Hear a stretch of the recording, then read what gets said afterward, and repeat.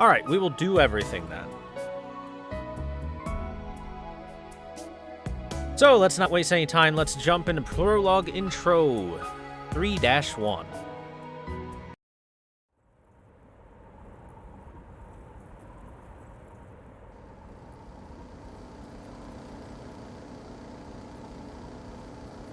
It's been several days since I left the village where the survivors had gathered. Although I'd been able to keep records up to the 30th day, recently I'm starting to lose track of time. After all, there's no night on Earth right now. Although the situation is still unclear, somehow sunlight is falling all over the entire Earth. On this flat, white wasteland, though the feeling of distance is strong, the sensation of time is numb.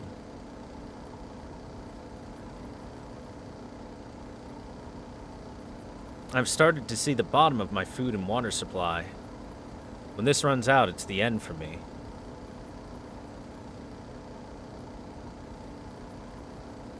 On the other hand, my beloved motorbike is still working well. I didn't think that the attached solar battery could be something so reliable to this extent. It's been proven that as long as the motor is working, even an aged bike can travel from Australia to North America after all.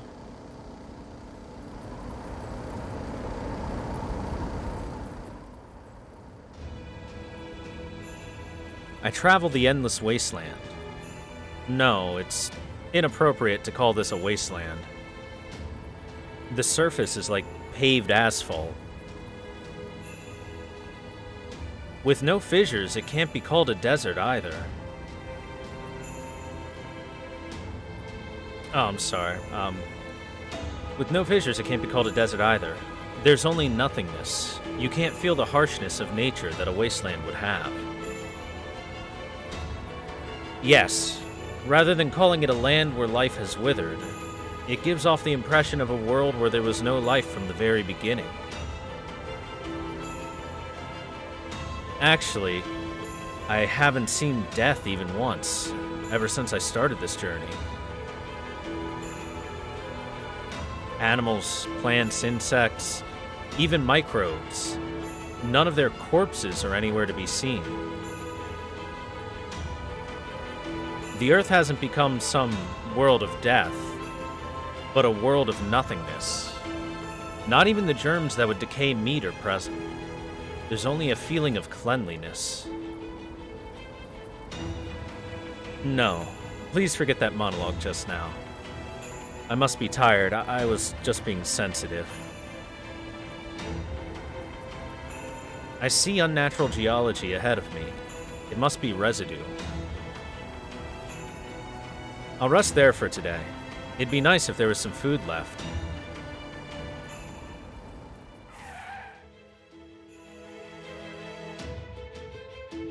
Residue. They refer to areas which have escaped being turned blank. A more accurate way of putting it would be parts left behind after being made blank. The colony I'm from was also formed in the midst of such a residue. If the satellites were still functioning, we may have been able to discover other residue, and thus the barely surviving members of the human race may have been able to join hands. Still, even if we meet up, our helplessness remains unchanged. Should the trees begin their attack once more, humanity will be over.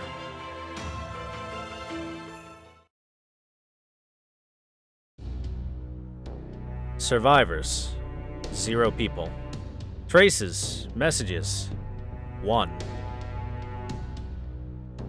Unfortunately, I couldn't find any food, and this place can't exactly be called luxurious. Still, just encountering the remnants of civilization soothes the spirit, even if it is a ruin left behind by a terrible invasion.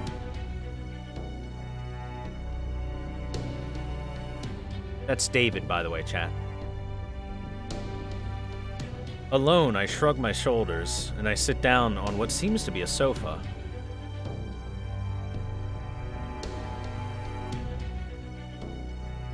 The shrug was a show of bravado born from despair, but strangely, it calmed me down.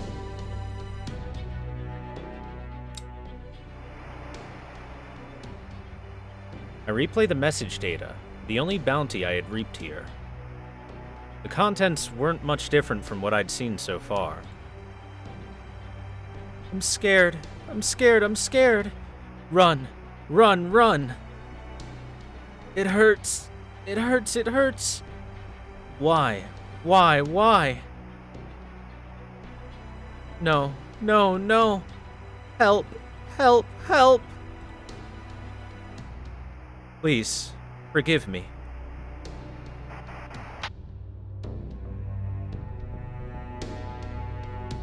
Here too was a why. The inhabitants were one-sidedly invaded and then disappeared. Struggling to keep calm, I think over the events of that day. In that year where this earth fell to the hands of the invaders.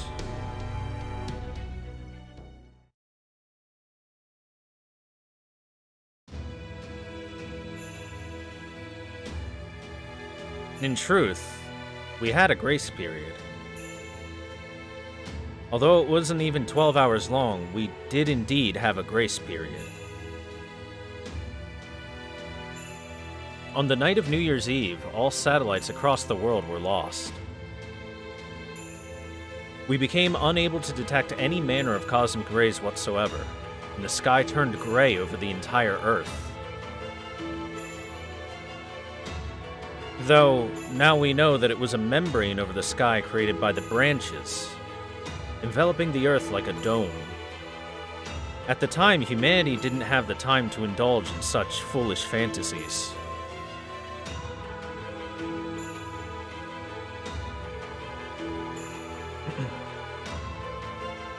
And then, 12 hours later, the Day of Judgment, Doomsday, began.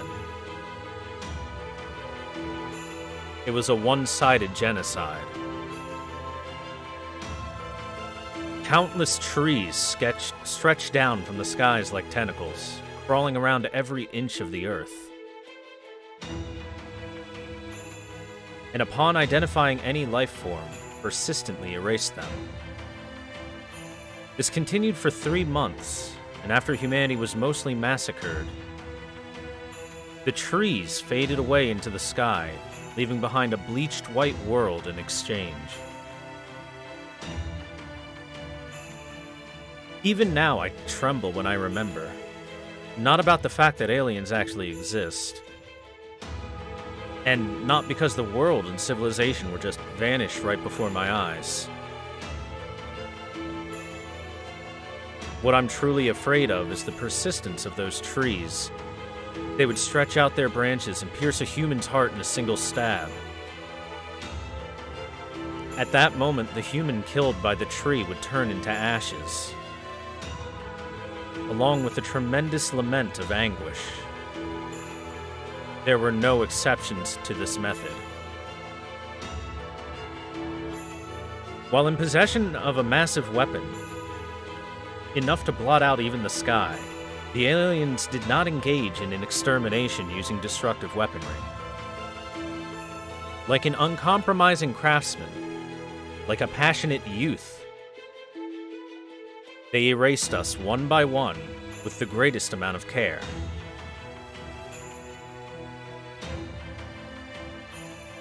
Those who escaped the disaster were just lucky, myself included. In comparison, those people in the underground facilities were saved.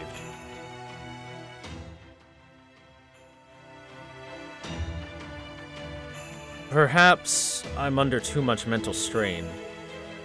I'm getting dizzy. I'll rest here for the day.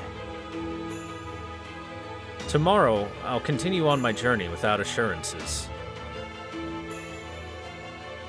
Though there's not much food left, if I'm on the right route so far, my destination isn't far away.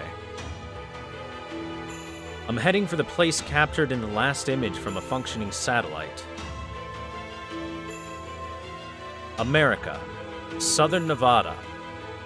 The only area that has not been turned blank on this entire Earth. The airbase called Area 51. That is the final destination of my journey. By David Bluebook.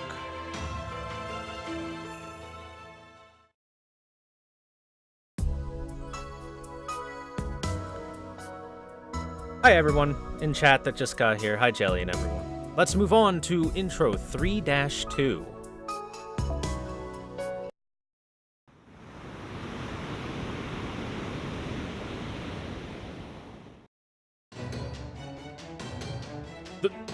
The world changed?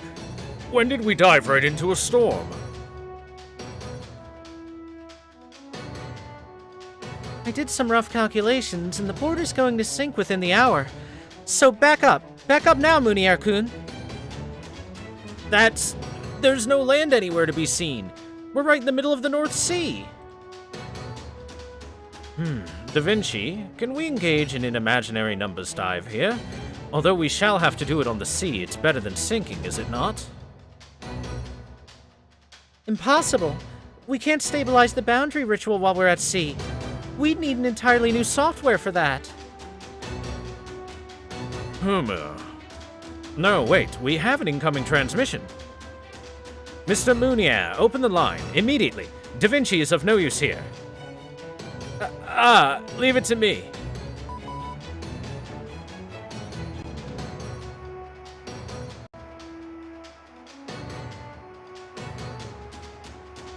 CQ. Hey there, this is the Wandering Seas port. Moshi moshi. That's Caldia's ship, right? Ship. It's not a ship. I see, it's a tank. You don't need a ship for an imaginary numbers voyage.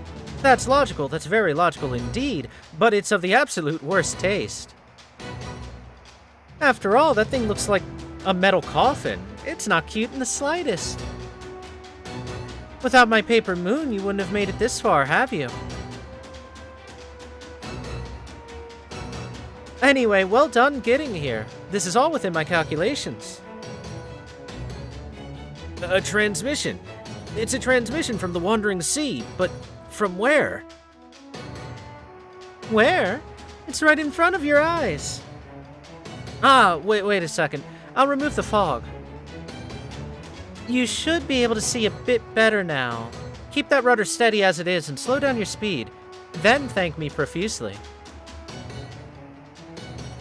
Now then, it's been about 2,000 years since this island's been seen outside of the 31st of December.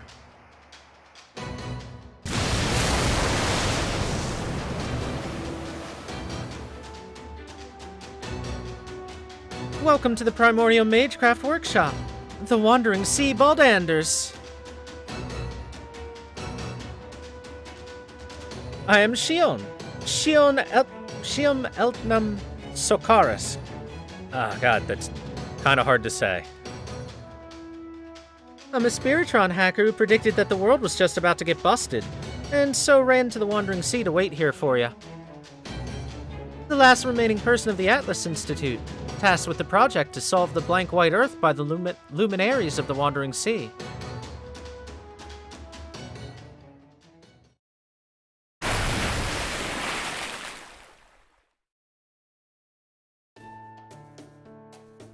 And that was what happened a few minutes earlier.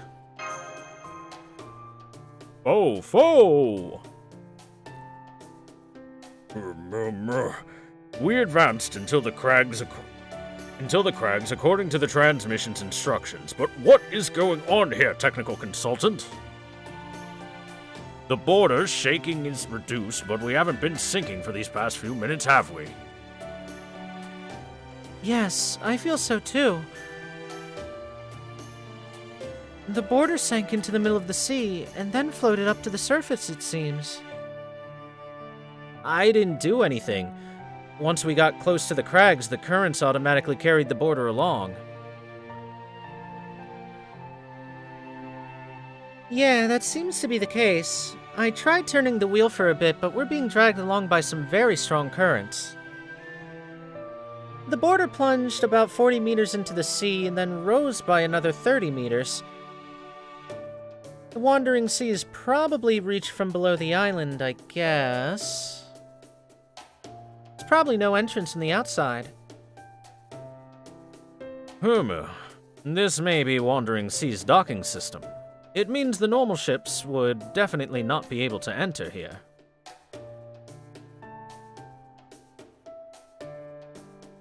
I know, right?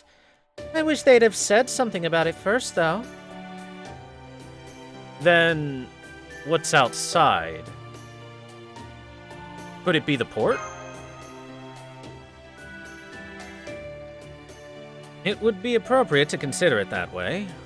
The problem is this really the Wandering Sea? Is it dangerous outside? That's the problem.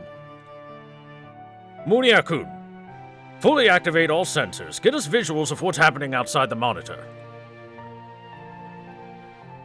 Roger, but I've actually been trying to do that from just now, and nothing's coming up at all.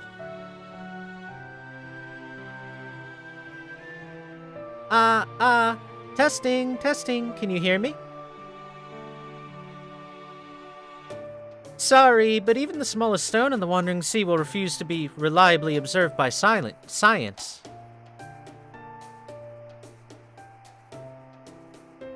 The sensors on that rugged tank will be caught by the sensors, no matter what. So give up on looking outside. From the inside. And above outside it says, in here. And above inside says, over there. So give up on looking in here from over there.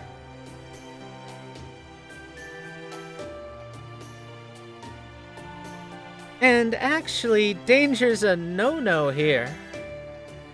Having something wrong with my calculations is also a no-no. After all, this is the world's #1 horror island filled with peace and happiness.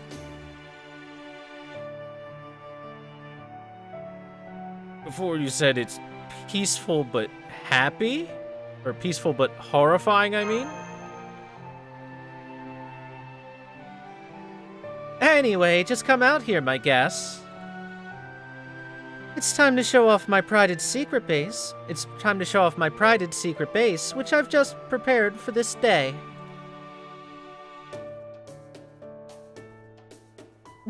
What's that all about? What should we do?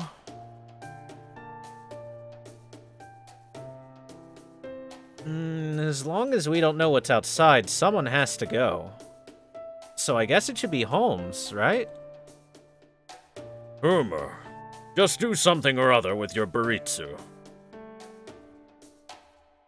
Well, no, I'm sorry, but I can't do any Baritsu just yet.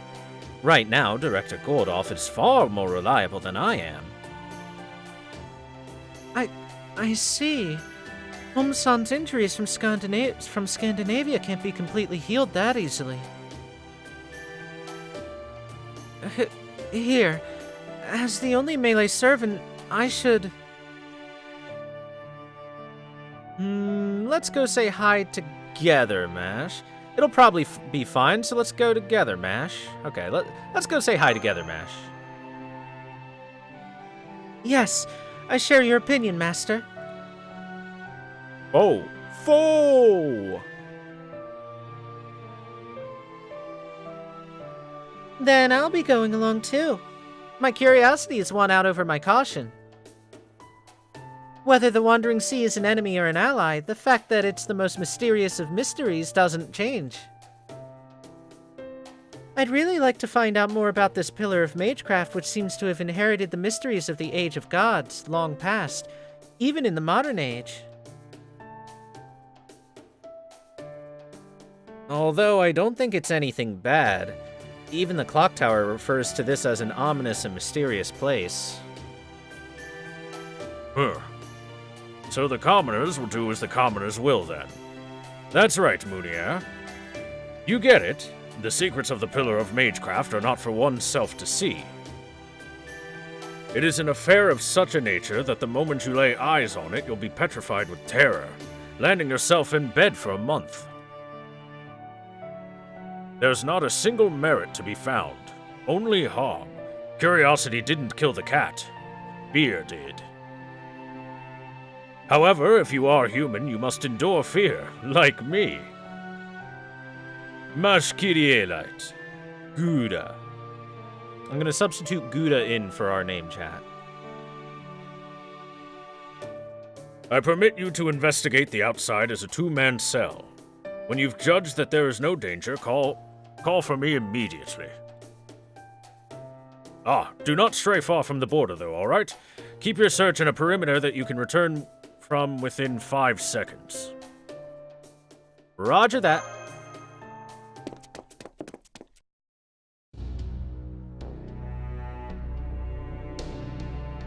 We'll be exiting from the border's port hatch now. Are you ready, Master? Very well. Leave your backs to me. I can at least defend them. Yes. I'll leave it to you, Da Vinci-chan. Opening the hatch.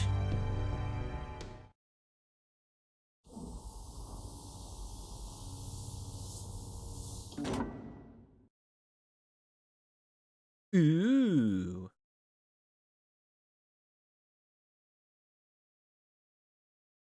This is...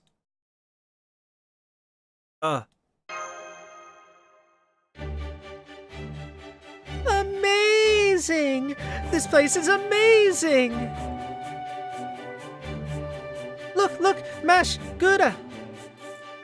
It's a secret base that looks like as cliched as if it was from a picture. What amazingly poor imagination! She's so happy. I'm honored by your compliments. For the extraordinary genius and problem child, Leonardo da Vinci, to view me with hostility. I've gotcha. But still, is that really Da Vinci? Aren't you a bit small? Aren't you a girl? Aren't you a little too perfect? Hey, you over there, Master Gouda-kun, or Gouda-san. Is this child really Leonardo da Vinci?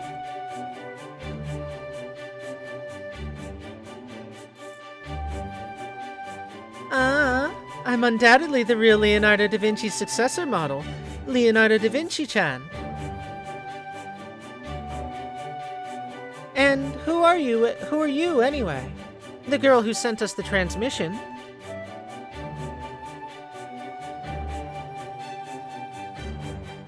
Oops, I forgot my manners in my surprise. Alright, cut!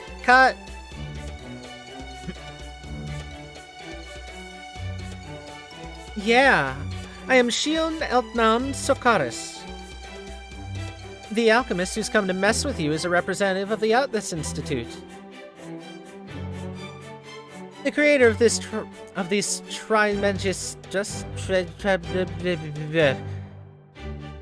it's so hard to say. Trismegistus. Chat, I can't say it. The creator of the Trismegistus that you were just using, and the paper moon that you've been freely using as you please just recently. I abba-bubba-bod very hard on that word. I'm just here to collect the debt that you've racked up for the patent fees. So the usage fees so far would be out to $790 million. Wow, so sad. Your human rights have already been revoked. Well then, you're all mine from your fingertips to the tip of your head. Gouda-san.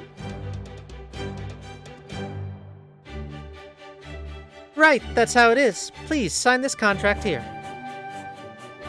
I used Lady Shion's inventions without permission.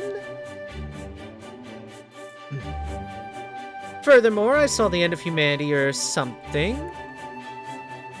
Therefore, in order to repay the unpaid usage fees, I, Gouda, will offer my body and time. In short, all of myself to the aforementioned Shion as her possession. Here I do solemnly swear.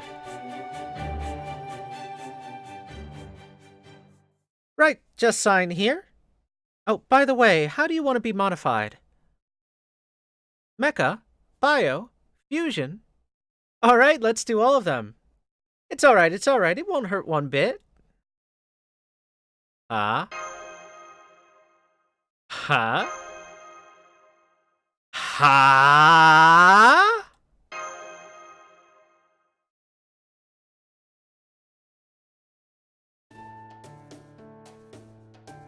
Just kidding. No, there's no debt at all. It was just a joke, don't take it seriously. After all, when I say money, I mean money at old Zimbabwean dollar rates. It's at a level where you can repay it properly. Oh.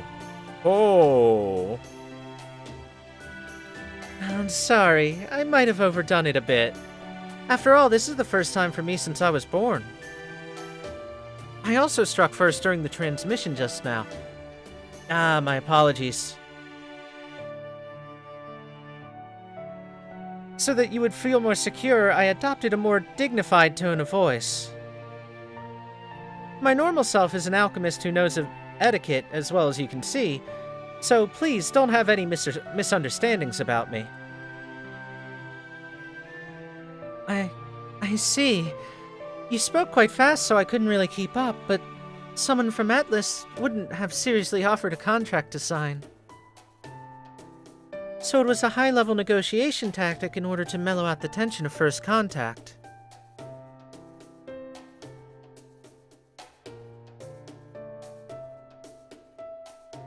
Is that so? I think that this person isn't really one to lie.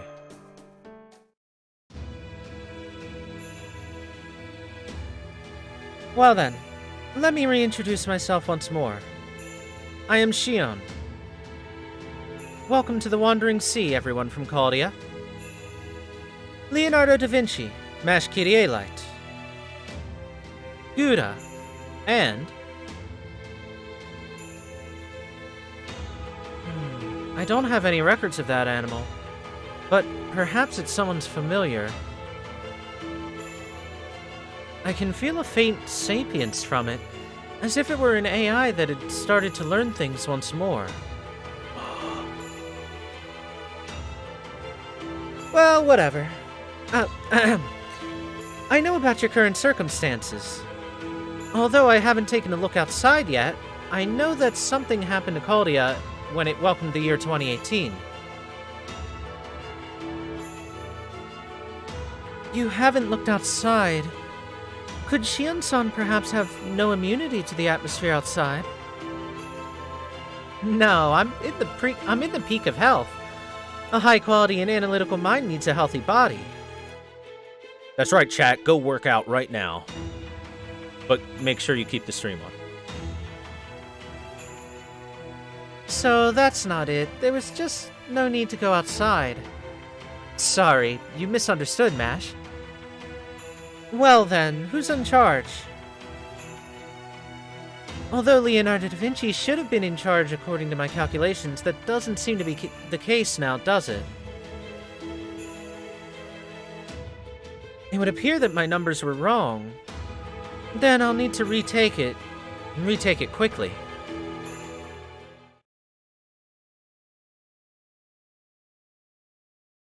To think you would have noticed that. Although you look like a young girl, that's not all that you are. Yes, the master come amateur mage of a brat, the demi-servant girl, and the competent technical consultant are but my subordinates. Who am I? No more need be said. It is I, the head of the Golden Music family, which shall one day revive, the new director, Gordoff Music. It seems that you are surprised by my survival. That emblem, that uniform, I know it well. It seems to be the truth that you are a mage of the Atlas Institute. Thusly, it is not far-fetched that your specialty, parallel high-speed thinking, could have predicted the tragedy of Caldia. It was I who was unable to see through the last step of Koyanskaya Kun's evil plot, and I who have allowed the crypters to run rampant. The future prediction of Atlas must have foreseen that I would be killed first. After all, a competent commander must be the first target to be brought down. But I have survived, as you can see. For I am a man who will never retire from a race, no matter the harsh roads, no matter the foul weather, even if I do not come in first. Yeah, Mr. Gordoff, right? With those specs, you'd have survived. Eh? Really? Although the probability was low, it wasn't zero. If other strong factors were added in, then it's no surprise that you were able to survive. Actually, what I was shocked about wasn't you, but that servant. Will you tell me your name? Oh, my apologies. The new director insisted on going out, so I accompanied him as an escort. I am the servant Sherlock Holmes. My class is ruler. This should be sufficient an introduction. Successor of the great Atlas Institute. What's that? Do you know of me? A famous detective knows of the private matters of others in that much detail. Why, it is elementary, my dear lady. The middle name of Eltnum tells us everything. By further considering your words and actions, as well as your own circumstances, the answer naturally... Ah, so this guy read the cheat sheet. He used the Tri-Hermes at the Atlas Institute. That's no good. Do not speak of unnecessary things, Mr. Gouda.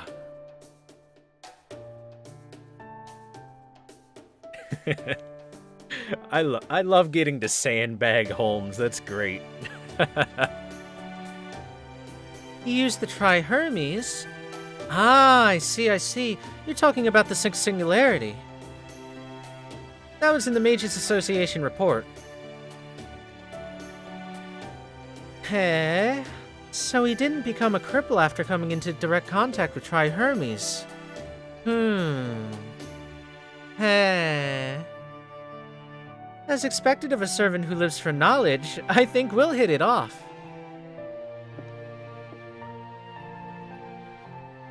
Shion, how long are you going to stand there talking? The ship needs servicing, right? Just get all of the crew off of it already. Speechless. Who is this sassy, unaccompanied child?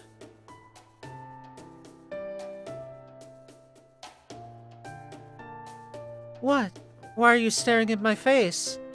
You're quite rude. I'm sorry. Nice to meet you.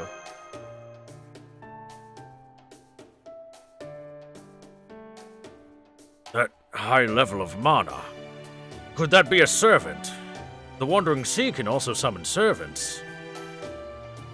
I took a peek at Caldia's system, and I summoned one through my own means somehow.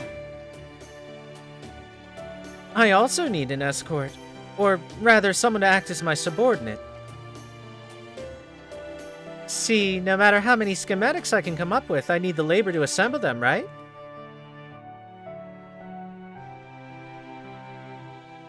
Shion-san's servant. I'm shocked that heroic spirit summoning is possible outside of Caldia. Hello, Wandering Sea's servant-san. I'm Mashkirielite. If it would please you, could I please have your name?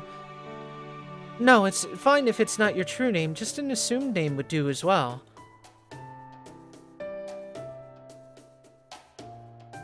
I have no name. If you ask who I am, I'm nobody. If you need something to call me by, Nameless will do just fine.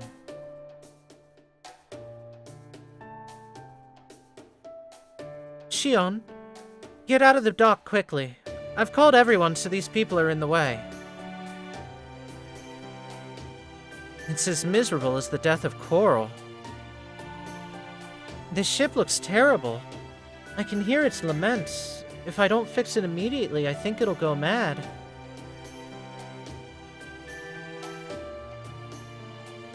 Oopsie. The captain's in a bad mood, huh? Well, he's shyer than I am, so it can't be helped. Captain?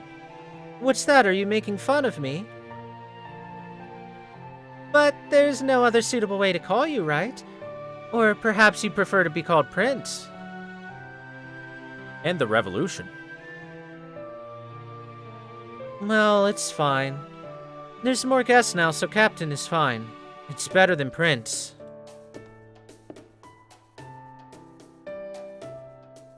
That servant saint graph.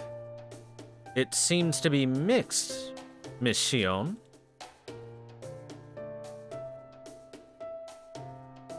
Yeah, he's a phantom. I'd need Mash's shield for a proper heroic spirit summoning, wouldn't I?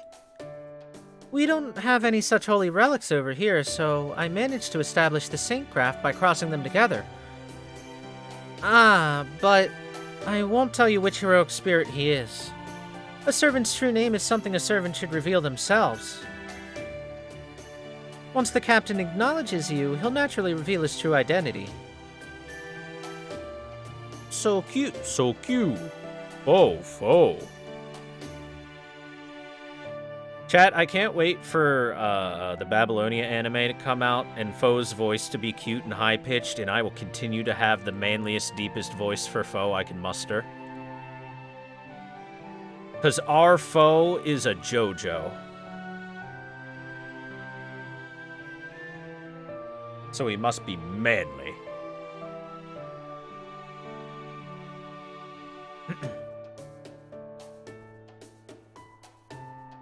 At this moment, the only people here are the captain and I. There isn't anyone else around, so feel free to bring everyone else aboard the Shadow Border. I've prepared quarters for the staff to rest in, but you guys will have to accompany me for just a bit longer. Well then, everyone, though I'd like to tell you good work, rest in bed, just come with me for a bit to the Wandering Sea's entrance. We'll be getting well acquainted for a long time from now on, so I'd like to introduce you to the new control room. The Randy Savage voice. Oh, it's such a painful voice to do. Oh! Oh! This is... Caldia's control room? That's wrong, Gouda-san. It's not similar to Caldia's control room. It's that Caldia's control room is similar to this. This is the masterpiece that I've been assembling without sleep for the first 3 months since I've come to this Wandering Sea. I call this the Spiritron Calculator Trimegistus II.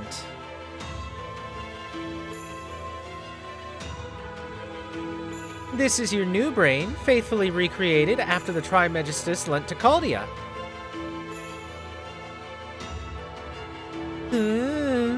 You assembled it here, which means you brought the materials along with you, right? Whether it's the paper moon or those preparations, you seem to have a good degree of involvement. Shion Eltnam Sokaris. You seem to know Caldia better than we do, don't you? Yeah, though more precisely, it was before Caldia was officially started.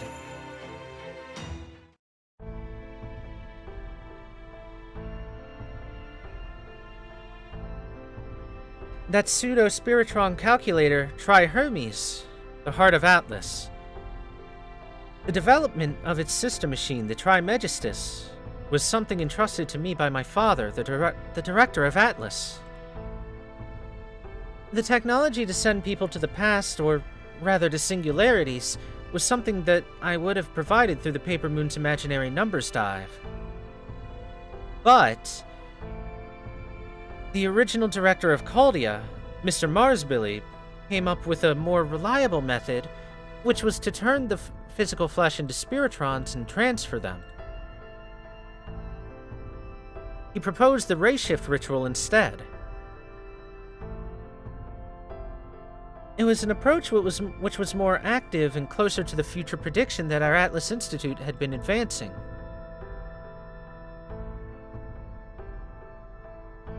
Although it was a proposal lacking in caution, it was a really big matter for a mage to reveal their own secrets. Still, for one of the 12 Lords of the Clock Tower, the Animosphere family, to share technology with Atlas, that was something that would have sparked a war if the other lords knew. The Animosphere family might have even been wiped out. Even knowing of that danger, Director Marsbilly acted.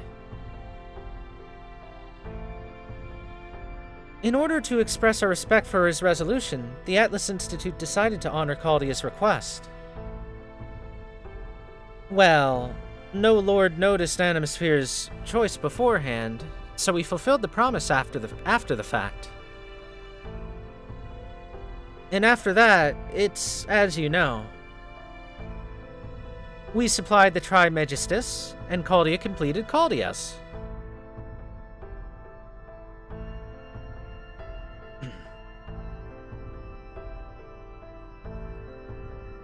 Thus, it officially began fulfilling its mission as the Human Order Security Organization Caldia. You would be more aware of Caldia's activities after that. We only provided the technology, after all.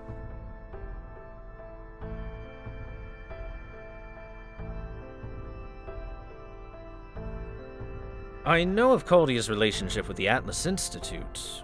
What we're more interested in is about you, lady. How did you come to escape the bleaching of the Earth, and why were you waiting for us here in this wandering sea? Yeah.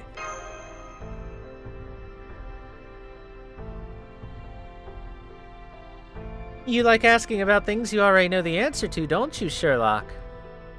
Is that your duty? Or perhaps you'll die if you don't do it. Well, fine.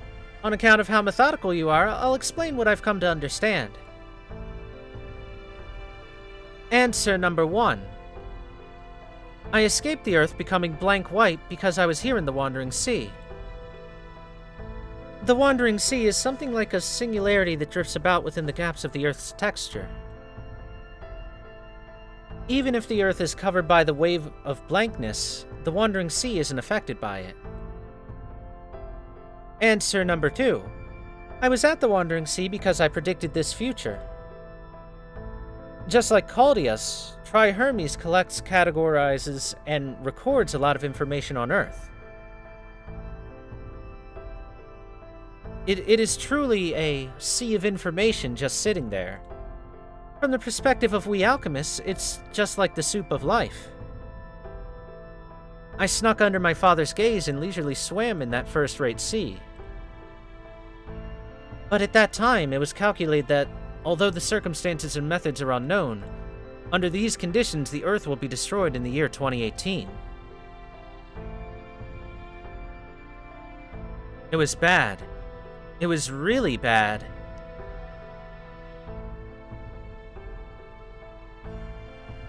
I reported my predictions to my father, hoping that he could do something. However, that theater-crazed shitty dad... No, I mean, the great noble Atlasia director said thus. I see the end of humanity every day. Please do not waste my time with such a trifling problem.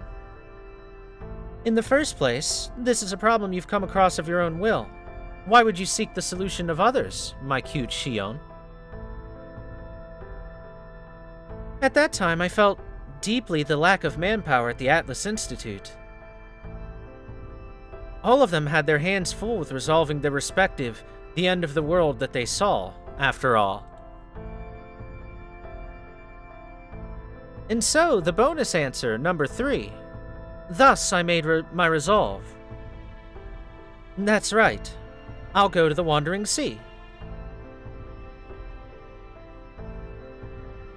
I replaced the parts of the in construction Trimegistus II into the giant machine, Hermes, and knocked on the door of the Wandering Sea. This plan let me assure my own safety and obtain reliable collaborators. It was 2 birds with 1 stone.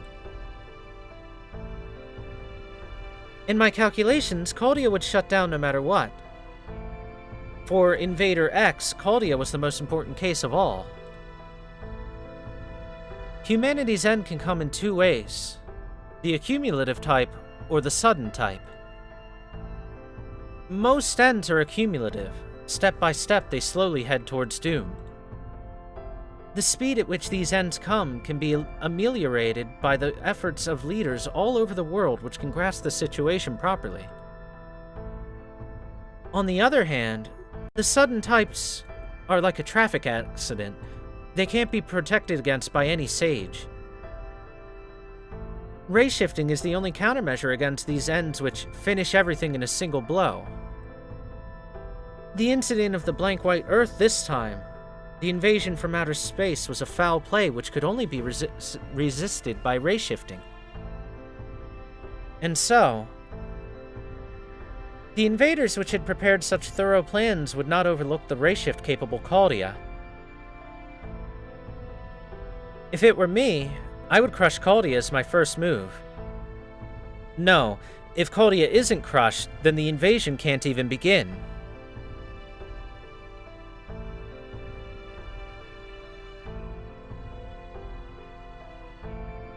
Sorry, that was unnecessary. Let's get back on topic. Luckily, I'd managed to get to a place where I could prepare countermeasures, but I was still very powerless. After all, I don't know my opponent's true identity, nor the methods, so what I could do was only to believe in you. The invaders regard Caldia as their greatest threat. Therefore, Caldia should be able to stand as proof as that. You would surely survive. You wouldn't give up no matter what happens to the Earth. You would surely, definitely stand up once more. Therefore, what I had to do became simple. I had to supply you with a new base. I had to prepare a second Caldia and wait for you. That is the sole answer that I found in 2017. And so, without understanding anything, you've come this far.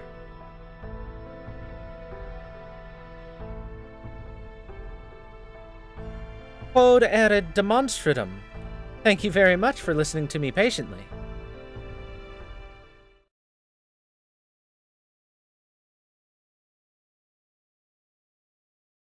Us. You believed in us and waited.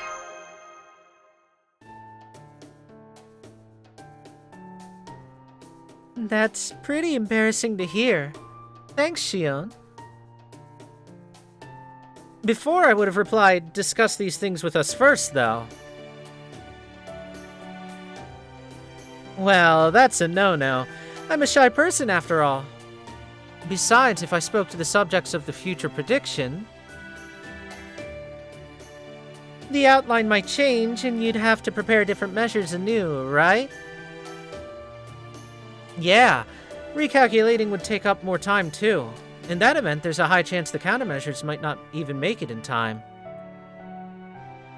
I judged that this was for the best. Yeah, that's fine, but what's with the state of matters here? There's not a single mage of the Wandering Sea to be seen. They shouldn't be affected by the Earth turning blank, right? But why is it that only you and the captain are here?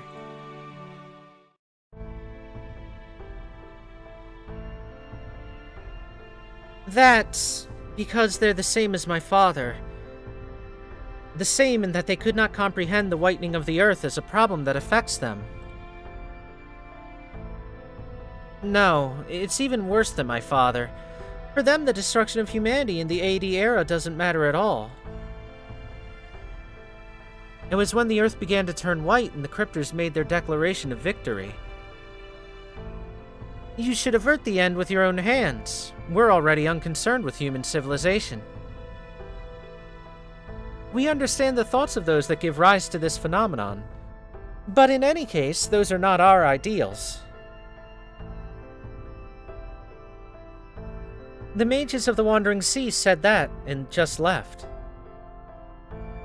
We will allow you to invite the mages of Caldia. You can also use this much of the Wandering Sea, should you wish. However, do not enter our workshops. We can't guarantee your fate. Is what they said. In the first place, this place is the entrance of the Wandering Sea, connected to the strange workshops that dabble with the regression to the Age of Gods. Even now, they're shut away behind that closed stone door.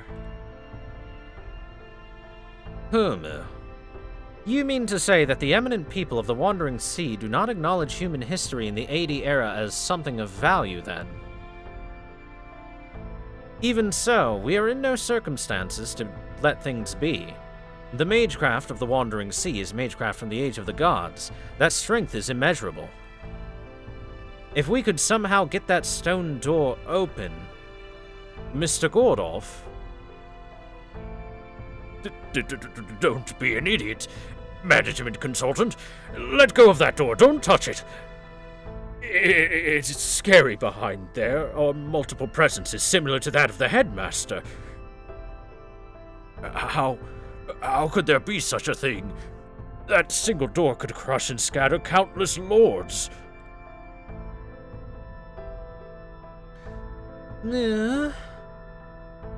Although Gordolf-kun's making some incoherent statements, I can understand that he's more frightened than he's ever been.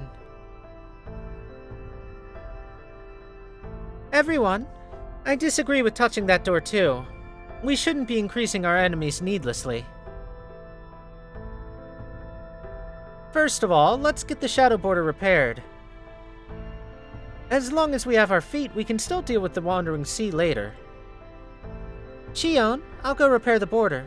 Sorry, but I'll need to borrow your help. Oi!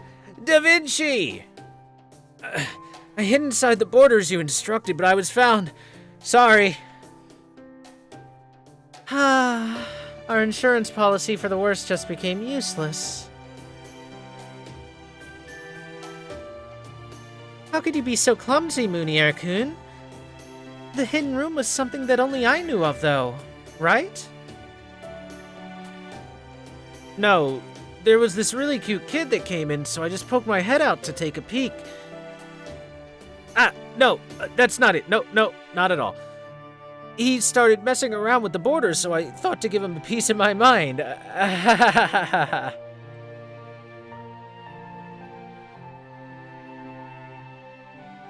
There.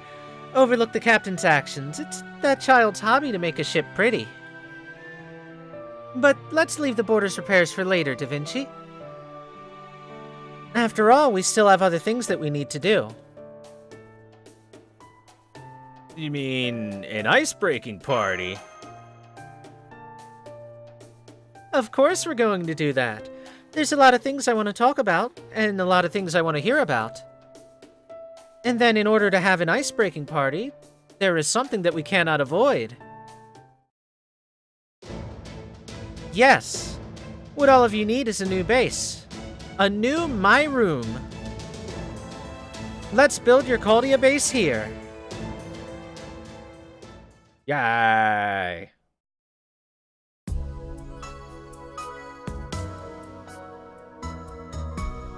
Pompous assholes with cute skirts and uniforms. Sounds like the Atlas Institute. Alright. Let's move on to Prologue Intro 3-3.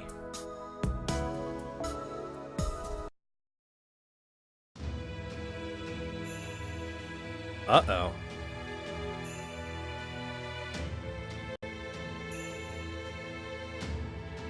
Hi. Scotty has indeed been defeated. The Scandinavian Lostbelt has lost its fantasy tree and removed from human history. Unfortunately, Ophelia-san did not make it back. Oh, yo. Yo, by the way, at the end is her making sobbing noises.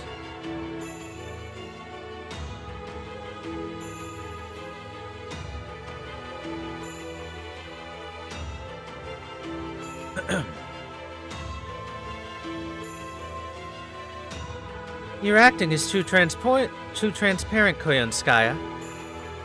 It's only going to make me more disgusted by you than I am irritated with Caldia. Yeah, I was found out. How embarrassing.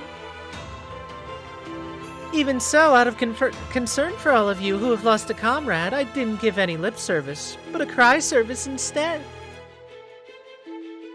After all, Ophelia-san was a very important customer of mine. The mystic eye of jewels. It was too much of a good thing for her. Ophelia wasn't fitting for that mystic eye.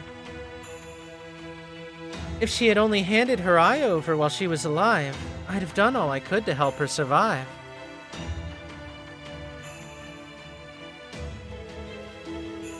I see. That's a consolation, at least.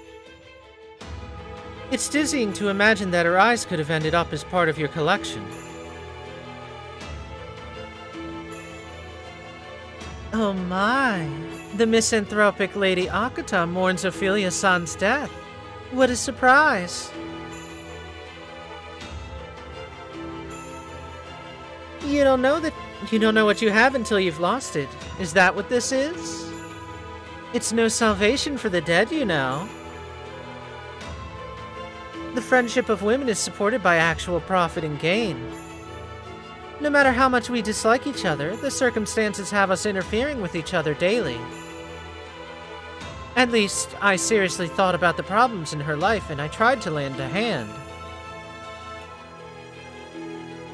However, you just stood by and watched.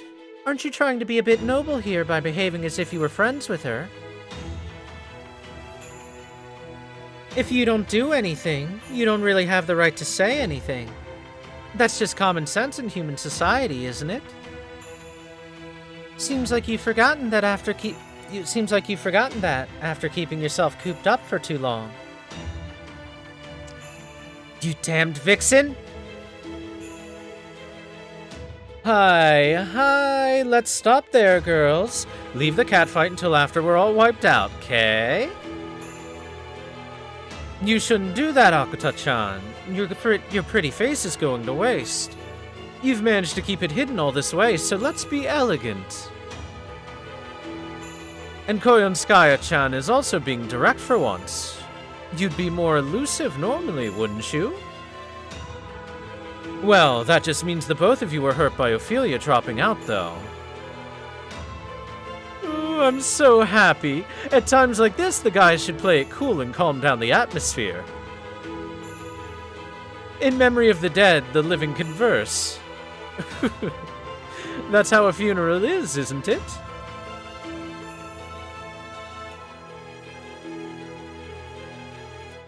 Stop that. I have no flowers to offer to her. I'm only here to report that about the Lostbelt. Once I'm done, I'm leaving immediately. Pepe, Kirshtaria, I do not wish to have anything to do with this vixen whatsoever.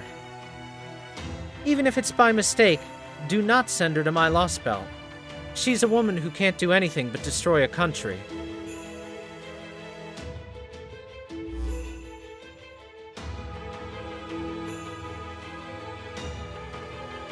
Hey, Akuta really left.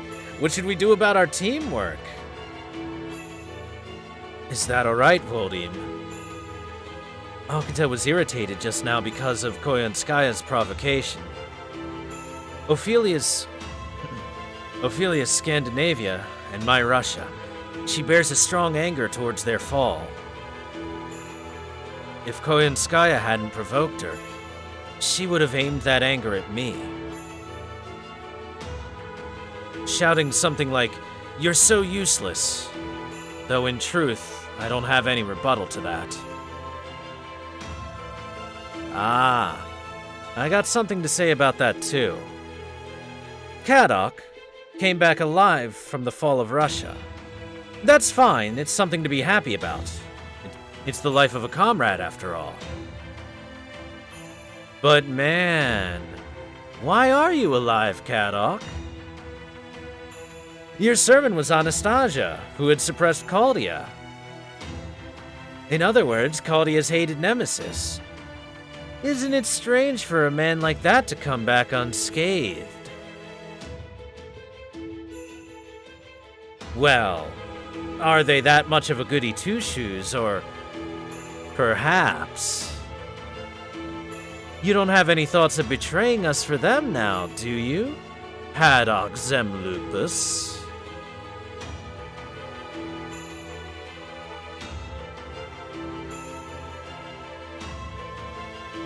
Ha! You're as unpleasant as ever. It actually makes me relieved, Beryl. If I had betrayed you for Caldia, right now I'd be stuck in the border eating terrible prisoners' meals. They don't have the luxury to poach someone of no use to them. I'm just a loser who managed to run away from my life after being overlooked as a failure. At least, for the moment I am. I see. A loser, eh? Beryl? Ah, no, I was just joking. Just kidding, really. I'm really happy that you survived, Kadok. But, well, tough luck. Both for you and for Ophelia. Or could it be that they had good luck? We should be better when it comes to our strength. Moreover, Caldia's master is still alive and kicking. How is it possible that an amateur goes onto the battlefield and remains unscathed? Just how lucky can they be? Or perhaps he's being really babied with care. As they say, even pigs can climb trees if you encourage them. They probably have a perfect defense.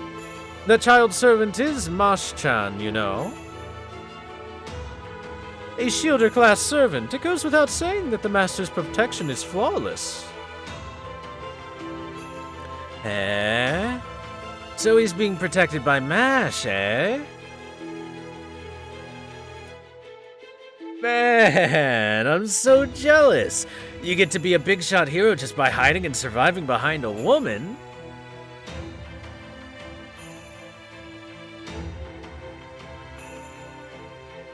At least, from Koyanskaya's reports, I cannot help but agree.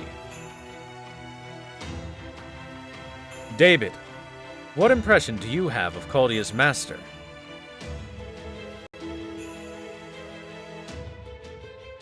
I see. I'm amazed at how well he's doing. When a human stands on the battlefield, they must have a proper weapon in hand. It's not for the mission, nor is it for self-defense. If they cannot grasp the fact that they have to fight, then they cannot advance mentally.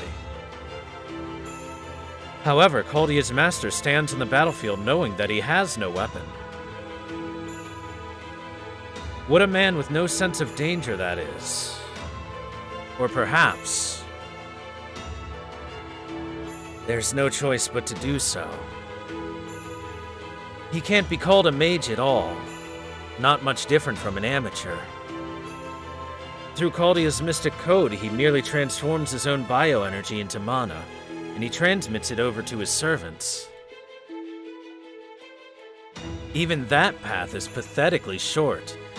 In order to receive magical energy, they must stay as close as possible. He himself has no means to protect himself, and he's unable to command servants from a safe area like we do. So that's why he had no chance but to stand on the front lines with that stupid face of his. That guy, He disguises his trembling legs under a desperate show of bravado.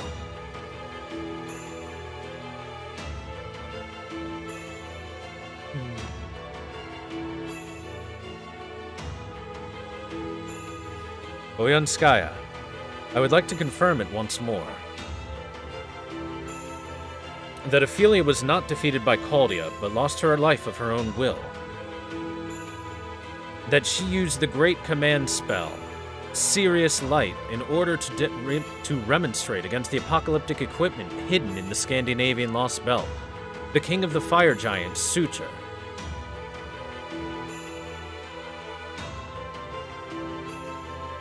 That she died not as a crypter, but as Ophelia Famrosolon. Famrosolon. Oh, God. Her name is... These names are so freaking hard to pronounce, chat.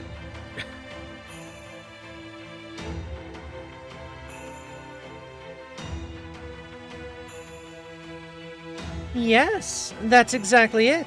Kirshtaria-sama. She abandoned being a crypter. You're kidding. That's a real masterpiece. You got rejected, Woldim. Even though she wagged her tail so much for you. Ah, women are really scary. You can't trust them at all. I see. I am somewhat disappointed. Perhaps I overestimate her ability. Scandinavia was a lost belt without conflict. To be unable to govern that is...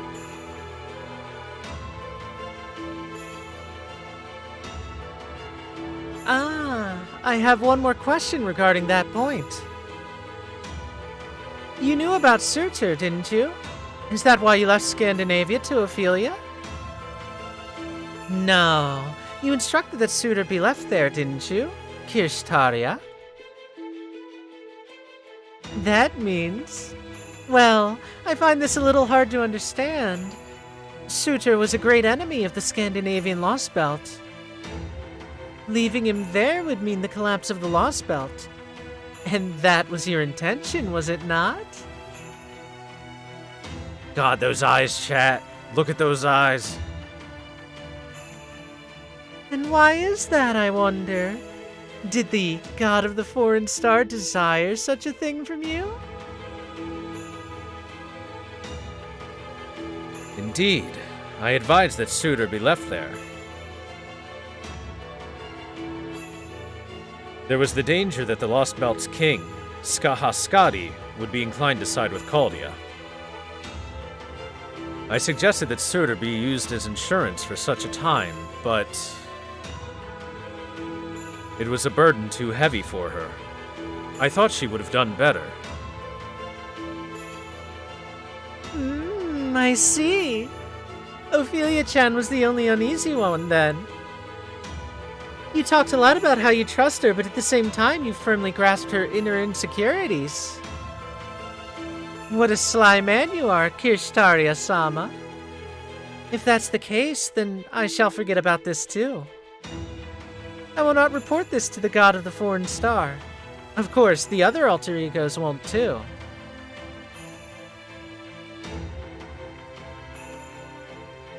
That is certainly trustworthy. Of course, a raise from you is a bit dangerous. Koyanskaya, you said that Caldia's signals terminated in the North Sea after leaving Scandinavia. The clues seem to point to them having performed an imaginary numbers dive in order to throw us into confusion. But, without supplies, I don't think that they can maintain a dive for long. Which means... the Wandering Sea. They've moved to a troublesome place once more. That's the only place that even the god of the foreign star cannot reach. No, that there is no need to reach. They have no concern at all for the end of current human history. We left them alone thinking that they would definitely not interfere with our human order revision. However, Even the god of the foreign star cannot touch the wandering sea. Well, they escaped the blanking process, so that's how it turned out. The Wandering Sea is an isolated island which isn't in this world yet. Yet it is. You can't erase something which isn't there after all. But that's a problem. We won't be able to find them if they run to such a place. So, what should we do, Koyanskaya-chan, who can freely transfer between the Lost Belts? I'm extremely regretful to say that I cannot answer to your expectations. Although I possess independent manifestation, I shouldn't be able to enter the Wandering Sea, as it has no fixed coordinates. I suppose so. Then let's put Caldy aside for the time being and focus on our own Lost Belts.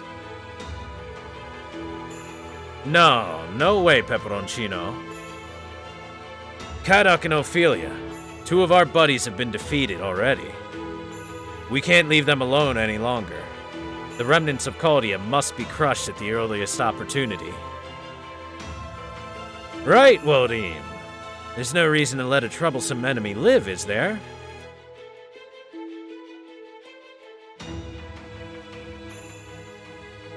What's that? Do you agree with Pepe? Are you just going to let them be? Ah, I see. It's because you're perfectly safe. No one can cross that sea. All that's left to do is just sit back in your lavish castle sipping wine and you've automatically won.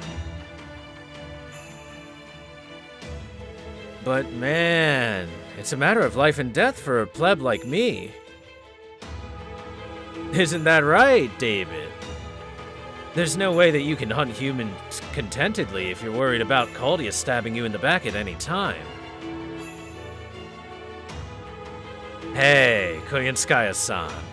This is your jurisdiction. The Apostles of the God of the Foreign Star. If it's you three alter egos, there has to be some way, right?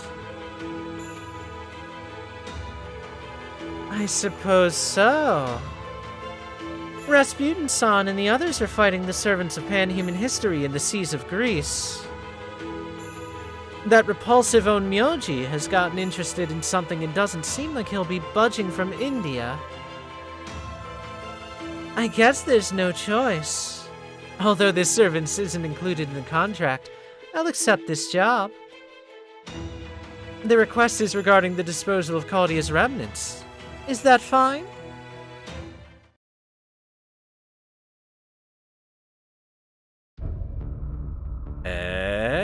Does this mean you can really do it?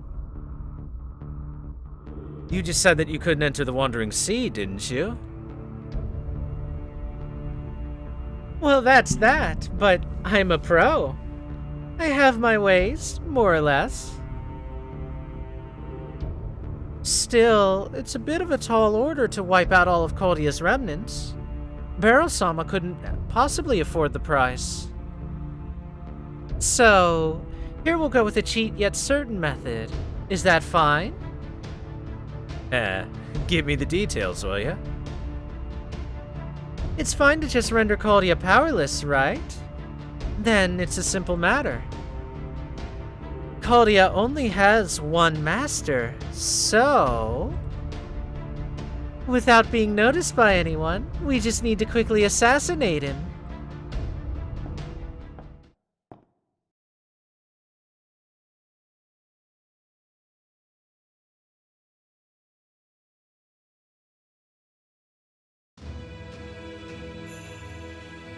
Koyanskaya's gone.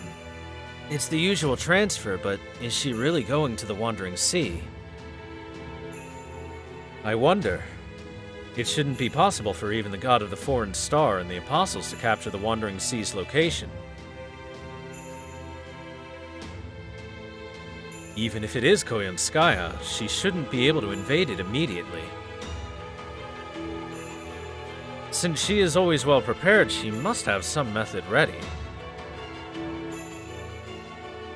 Wow, seriously? That woman can even leap to the Wandering Sea? I was only intending to harass her a bit when I said that. Really, that's one omnipotent passport, isn't it? Still, there's no doubt that she's reliable, but I like assassinations too. I guess I'll just have to curry her favor from now on. When my Lostbelt goes all bad, Koyanskaya can prepare a ticket for me to get the hell out of Dodge.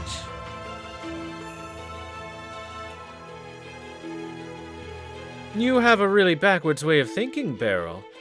Is your Lostbelt really that bad? Well, it's about as expected. Right, Woldheim? Oops, I said a bit too much. Well, I'll take my leave for now. See ya, Kadok. Enjoy your salvage life in the Grecian Knights without rotting away. Why, if I screw up, I'll run there too. At that time, we'll drink ourselves silly as fellow losers, huh?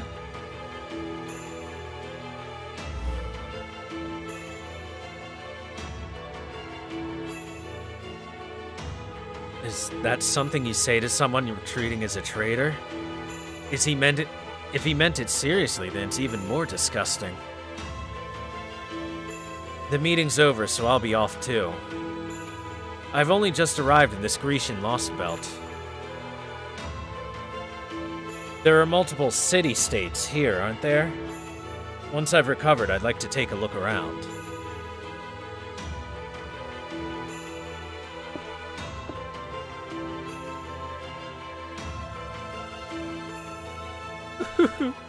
Isn't that nice, Kadok? Though that masochistic side hasn't changed, you're becoming more and more brazen.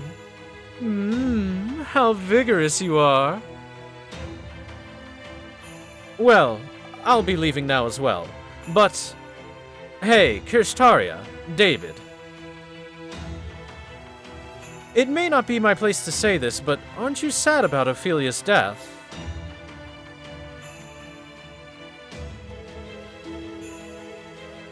I see.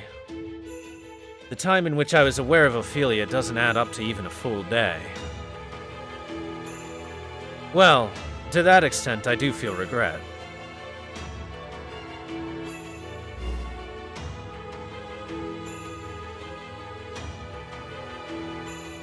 Right, then I'll be the only one preparing a funeral wreath, I suppose. How nice. My Lostbelt has nothing but flowers in it. Although we were of different religions, I'll give her a proper funeral. I shall do that in your place, Kirshtaria. You who have never once smiled in satisfaction after sitting upon that chair.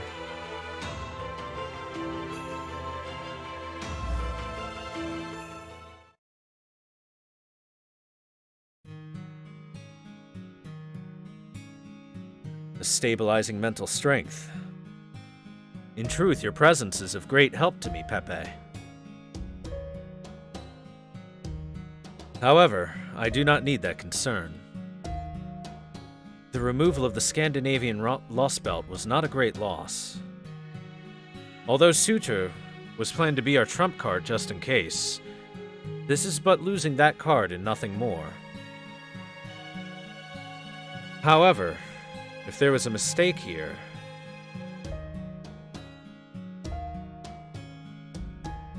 although we've only known each other for a few years, I do know how well and gentle of a woman you were.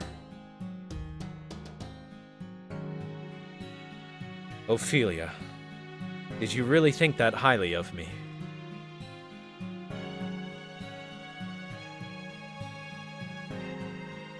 Then I shall answer. In the name of the Human Order Revision, I deny pan-human history, and I shall construct a new truth. People of Caldia, we crypters shall be the ones to survive.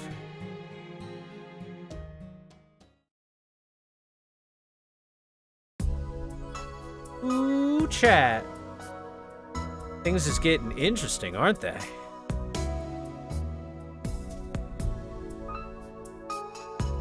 Now then, let's move on to Intro 3-4, the prologue.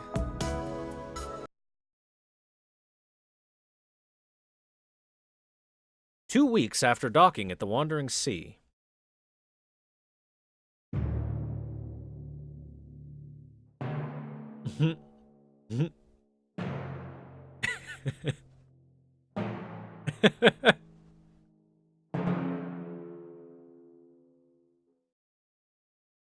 The obvious, just cut and paste them into random places.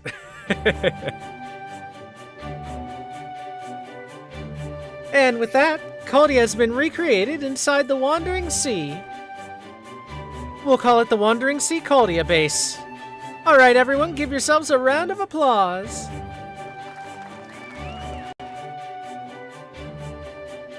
This is amazing, Senpai. Shion-san and Captain-san finished the work in 2 weeks. It is indeed wonderful. So wonderful, I say. As expected of the Atlas Institute's prodigy. My director's office is, of course, prepared, right? I remember requesting for a separate bathroom to be attached to it as well. You were the director? I am the director. I am a captain just like you. There are 3 wishes that I have. A gorgeous director's office, a special operations room, and a kitchen modeled after the German style. This control room will serve fine as the operations room. I've already checked the kitchen earlier, however, I still have not seen the all-important director's office. I suppose that in light of my importance and personal safety, it must be a hidden room, right? Your care is getting even more and more amazing. Look forward to your initial salary. Crap. I allocated space to the surplus warehouse. Oh, so the surplus warehouse serves an entrance. What an elaborate camouflage. This is truly worthy of respect. However, how would that be like having to pass through the warehouse every time I need to enter my room? How about it, Captain Kuhn? Can you consider my feelings a bit more? A result born of acting absent-mindedly like a jellyfish is unacceptable. Shion, I'm reporting the need for additional work. You'll be leaving my seat now. A job accepted needs to be undertaken to perfection.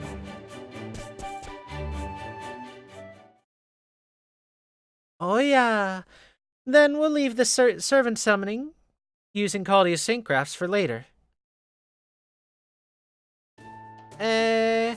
Gouda-kun, Mash-san, Mr. Gordoff, and all the staff. And also the 2 servants, Da Vinci-san and Mr. Holmes. First, thank you all for your hard work over the past 2 weeks. As you could see, the Wandering Sea isn't a space suitable for human habitation. However, that ends today. From now on, you'll be able to have your own private spaces. And furthermore, since the dining hall has been made, from tomorrow onwards, cooked food will also be provided. I get my nutrients from supplements and artificial blood, so setting up a dining hall was a fresh experience for me. Now then. It's about time to finally start the strategy meeting, involving everyone from Caldia and myself. As the Atlas Institute's representative. However, I need to ascertain one thing before that. What is the Atlas Institute? Do you need this lecture? It's alright. I already know about the Atlas Institute. Daijobu.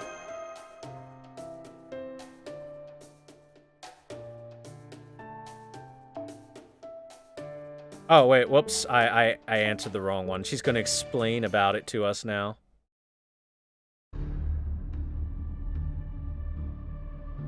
In flashback form. I actually didn't choose that path when I was doing any translations, so, let's ignore this portion. It didn't happen at all. This is a refresher course on the Atlas Institute. I was absentmindedly clicking things.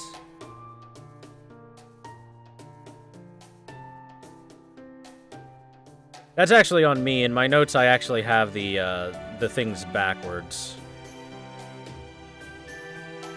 Oh well. Anyway.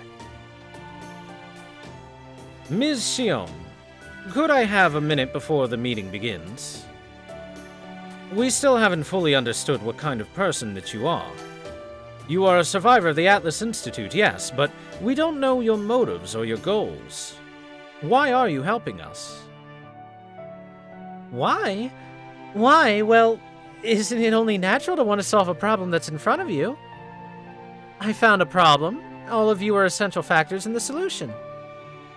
That's why we became comrades just like this. Are? Could it be that I was the only one thinking that we were friends?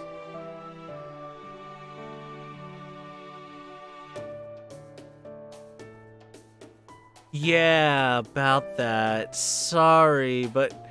we're friends. Really? Then there's no problem. Let's get along well, Gouda-san.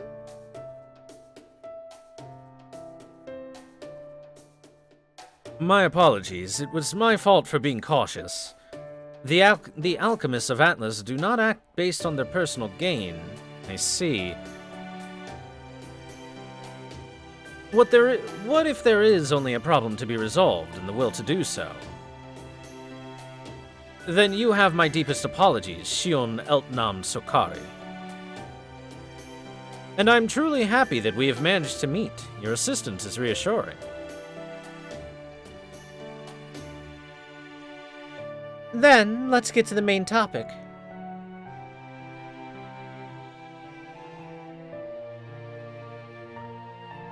I've investigated the records for everything from the attack on Chaldia until your arrival at the Wandering Sea.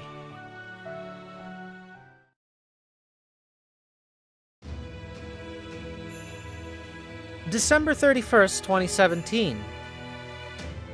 Chaldia was attacked and Chaldius frozen. Together with 7 lights that flew in from outer space, Kirshtardia Woldim made his declaration of victory. Kirshtardia was the pivot of Chaldia's ray shift experiments and a master of the Elite A-Team, and he now calls himself the Crypters. Prior to the attack on Chaldia, the defrosting operation for the A-Team uncovered that all of its members had vanished without a trace. Of course, when he said we are Crypters, he was referring to all members of the A-Team.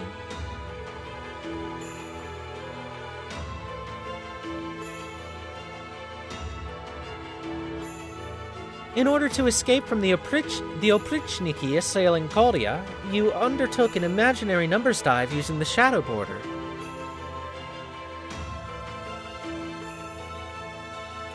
Although you spent only around a week on Imaginary's number space, in normal space 3 months had passed.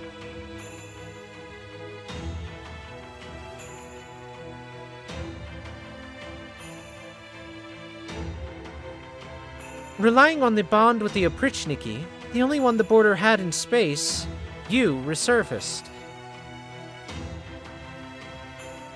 That was the Russian Lostbelt, a history of beasts in extreme cold populated by the Yaga. Working hard to grasp the situation, you had a showdown with the Lostbelt king which ruled Russia, Ivan the Terrible. The fantasy tree Orochi, which had taken root in Russia, was successfully cut down. Although the matter regarding the fantasy tree is still being analyzed. Hypotheses can be made to some extent, based off of the numerical values measured from its internal gravitational field during the fight. The storm brought about by the tree vanished, and you managed to clearly intercept the transmission from the Wandering Sea. Thus, you headed straight for the Northern Sea. However, a new Lostbelt stood in your path. the Scandinavian Lostbelt, a history after Twilight, which had managed to overcome some mistaken end. When I saw in the records that the Paper Moon had been taken, I let out a weird cry unworthy of an Eltonham. Still, you managed to retrieve the Paper Moon safely. You fought the Lostbelt's king, Skadi, and successfully removed the Fantasy Tree Sombrero. A rapid advance indeed. And though battered, the Shadow Border managed to make its way to the North Sea and finally to the doors of the Wandering Sea.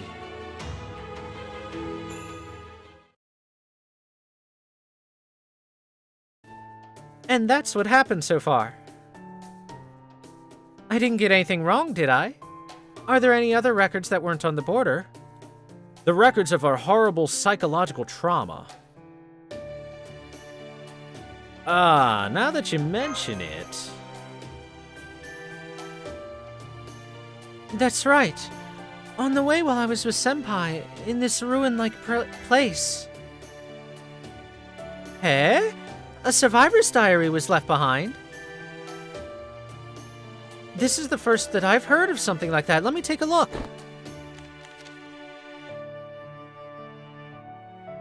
So there were those with good enough luck to survive the whitening. No, with bad enough luck, I'd say. The invasion continued for 3 months on the outside, but...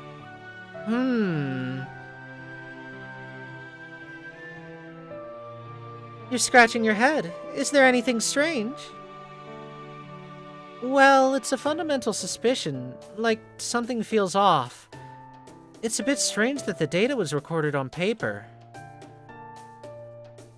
Ah, that is a given, Shion-kun.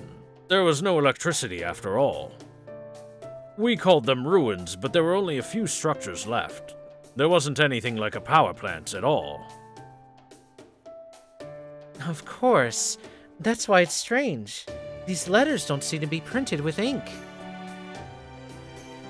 Heat was applied to burn the letters into a paper-like substance. Wouldn't that mean there was a power facility somewhere?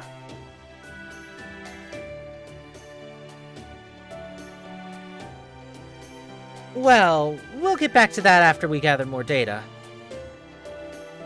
All of you have passed through the Lost Belts and experienced how different they were from pan-human history. A Lost Belt is a history that's been cut away from human history, deemed to have no meaning in continuing it. And it's been stopped in its tracks. Take the Russian Lost Belt, for example. It was a world that branched off from AD 1570, and then aborted. The Lost Belts that have appeared on Earth right now seem to have continued from their branching until the year 2018. Whether these branched-off eras mean that the older Lost Belts are stronger, it's not necessarily the case. The strength and danger of a Lost Belt is measured by how far it's deviated from pan-human history.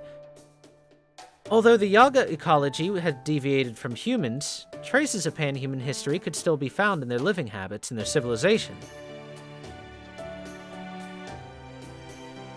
On the other hand, the humans of Scandinavia live a peaceful life, but their survival is pretty much in a state of continued hopelessness and despair. From these facts, I've assigned each Lost Belt a rank, and would like to share with you my thoughts on the matter. I call this the Lost Depth. The higher the value, the more that Lost Belt's human order denies pan-human history. Lost Depth. So, how deep were we in Lost Depth so far? Of course, I've assigned tentative ranks for the Lost Depths of each of the 7 Lost Belts.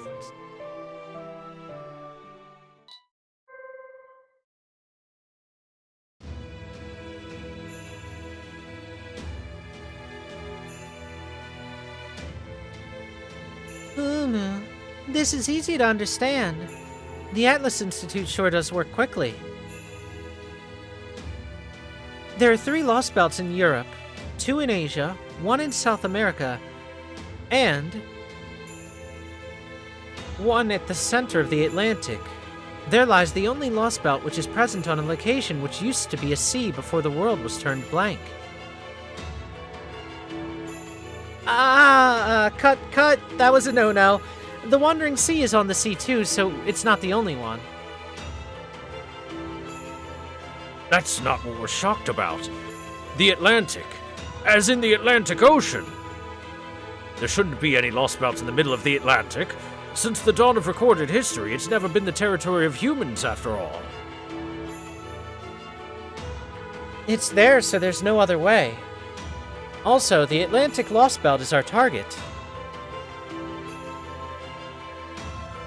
It's the origin of the fantasy tree branches currently outside of the Earth's atmosphere, fencing it in. And also deduced to be the Lost Belt where the crypters' leader, Kirshtaria Woldim, is present.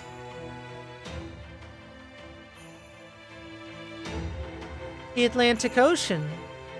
The Atlantic Lost Belt. It can only be that, but...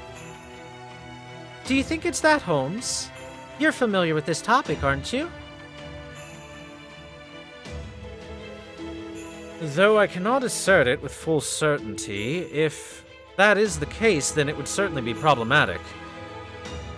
First of all, regarding our method of transportation, the border is incapable of a long voyage at sea. Then there's the main question. If there is a civilization in the Atlantic, then it must have predated the four great civilizations. A strong world which has lasted for over 12,000 years, since prehistoric civilization itself.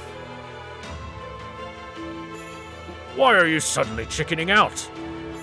This is the greatest threat that we have, and if it's Voldem's base of operations, then there's nothing to do but to bring it down. We can get around to the other Lost Belts later. Without wasting another moment, we need to march on the Atlantic quickly. Yeah, I advocate that direction too. As for why, the borders of the Chinese and Indian Lost Belts, their Wall of Storms isn't expanding to cover more territory, like the ones in Russia and Scandinavia. It shouldn't be a problem if we leave them for now. On the other hand, the English and South American Lost Belts, those have a high possibility of self-destruction. That's what the Trimegistus has advised. The depth of the English Lost Belt can't be measured, meaning that that is unfamiliar to this planet. Although uncertain of what's going on within, compared to the Human Order Foundation and Pan-Human history, the Human Order of the Lost Belt should be a step away from a total collapse.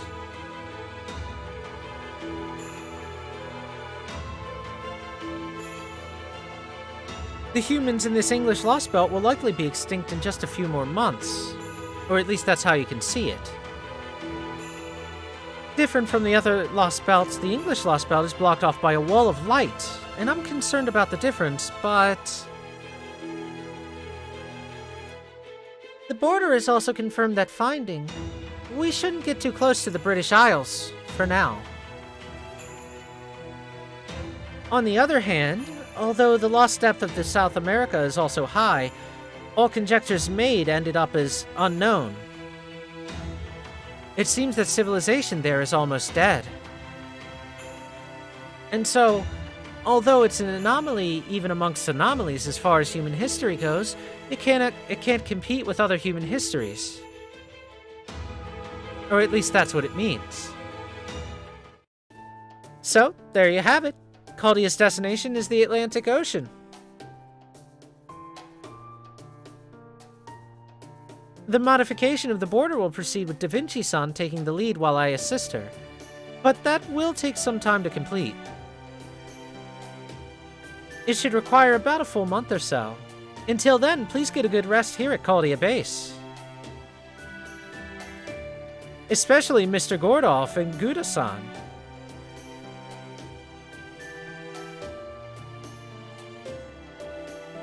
You will be the ones on the front lines once the operation begins. The trip thus far must have been really tiring. So, have a leisurely rest in preparation for the final battle at the Atlantic.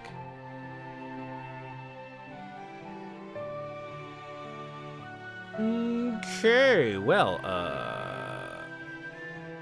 if you insist.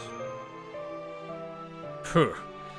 Although I won't be going out in front as the commanding officer, it's clear to the eye that I have suffered quite a lot of stress. Indeed, now is the time to nourish my heroic spirit. Although I've heard that the Atlas Institute's mages were all inhuman, it looks like there are gentle girls amongst them. I won't waste this concern that's been shown. Time to take a hot shower in my lavish director's office. My luck is turning around. It's only a matter of time before my Coldia saves the world.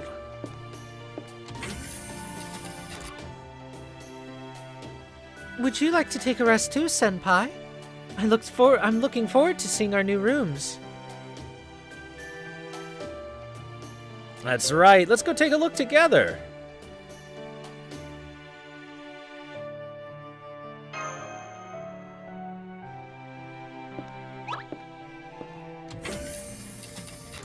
That little faux sound effect.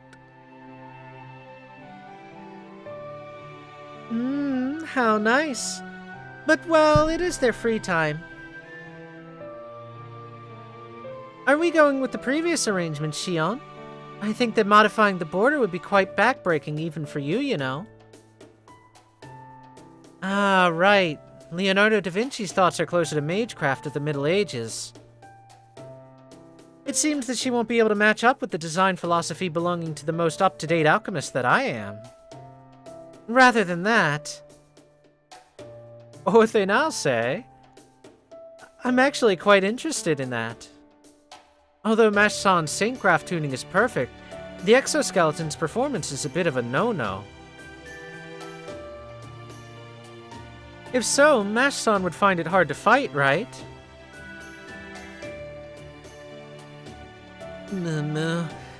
Well, a portion of the Earth House was cobbled together using whatever substitute parts we could find on the border, but... Just what do you want to mess with specifically? It's impossible to restore her original defensive strength, you know. Yeah, right now there's no way on Earth to recreate the heroic spirit Galahad's gift. And so... Why don't you let me mess with the bunker bolt? It won't be ready right now, but there's something I can install before heading to the Atlantic. It's a research project of mine that was suspended because of the Trimegistus' development. A conceptual weapon of natural lifespan.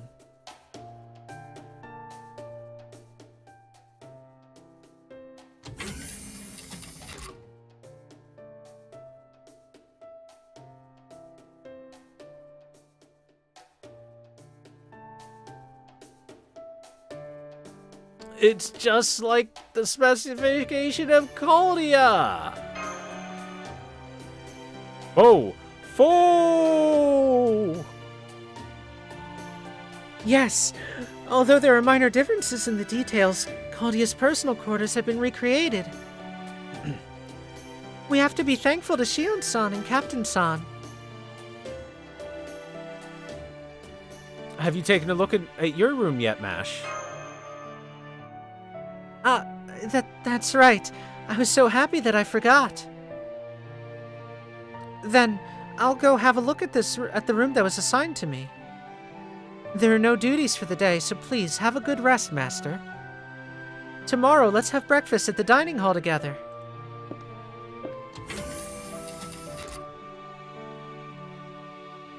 Sleepy time.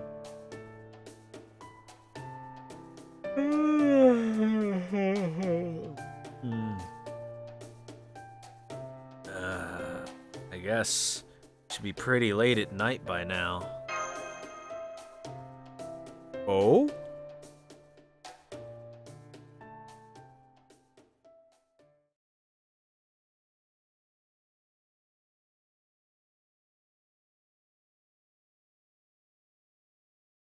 I got up. My eyes open. It's about 1 o'clock.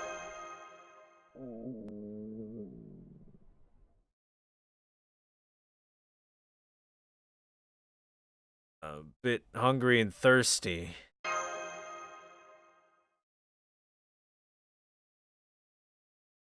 Okun is sleeping.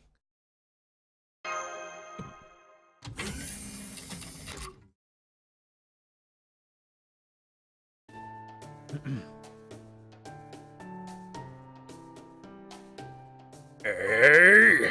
The damned Atlas Institute is just inhuman! To think that they hadn't prepared a director's office, telling me it'll take a while, so go sleep at the dock in a sleeping bag. That little brat is a captain my foot, for some sort of pirate heroic spirit to treat me. No, that's not right. I can't just lose my calm. Calm down. Be elegant. Let's settle down with some Tool-style abdominal breathing. I can sense an unmistakable dignity from him. It's not something a pirate would have. So which heroic spirit is he? I don't know at all. I'm curious, but I just can't ask him about it. After all, that would sully my pride as a commanding officer. Good grief, if you're our comrade, then tell us your true name. Seriously.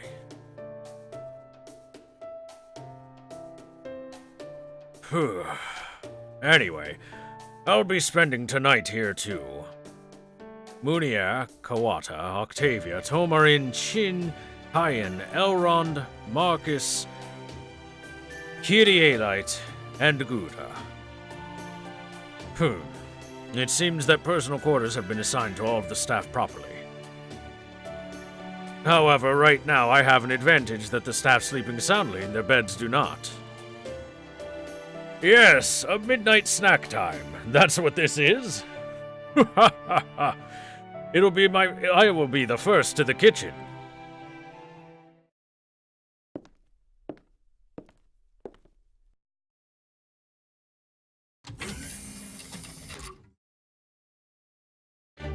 Look at that little fork. Look at that little kitty fork.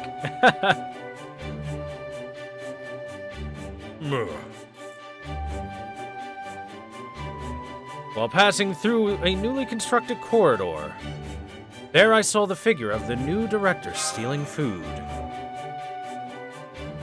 That's not it. I wasn't stealing. This is just tea time at night. Seriously, what an eyesore. So there was someone other than me who tried to jump the gun, eh? However, you have discerned this well. You were lured here by the sweeted smell of butter, were you not? So be it. I've tasted enough of it anyway. Here, there's still about half left over, and there's tea in the pot over there. Thank you very much. This is an irresistible temptation. Midnight cake. It'll make you fat. By the way, is there anything that you're unsatisfied with? And not just you, but also that demi-servant girl. I can tell from looking at that pale face of yours, you probably woke up in the middle of the night, did you not? It's proof that your mind can't rest even though your body is exhausted. It's been a long journey here. It must have been a pretty harsh trip for a greenhorn with no military experience.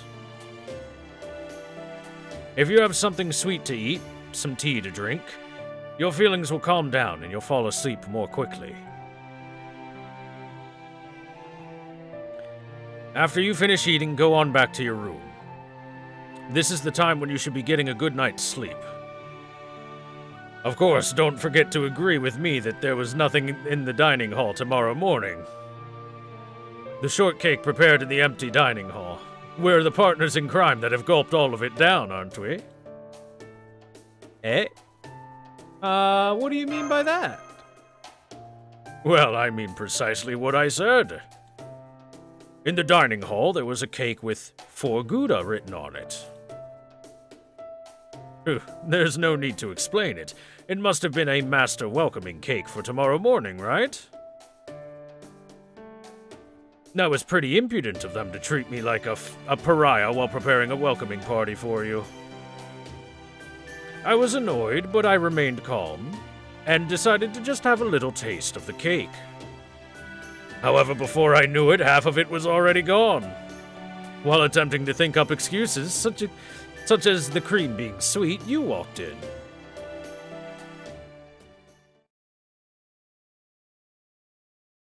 You've just about eaten it all, right? That's great. Then we are now accomplices bearing the same sin. It wasn't a cake made by the new director. As in him. Eh? Wait a moment. You didn't know about this cake. Then who was the one who prepared it? No, in the first place. We're not looking deathly pale, are we? I've been feeling chilly and dizzy from just a moment ago, though.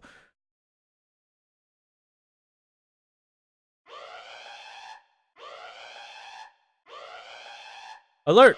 Alert! An unregistered life form has been detected within the base. All normal staff, stand by in your rooms. All security staff, prepare for combat and move out to the control room. An unregistered life form? That means there's an invader. Moo.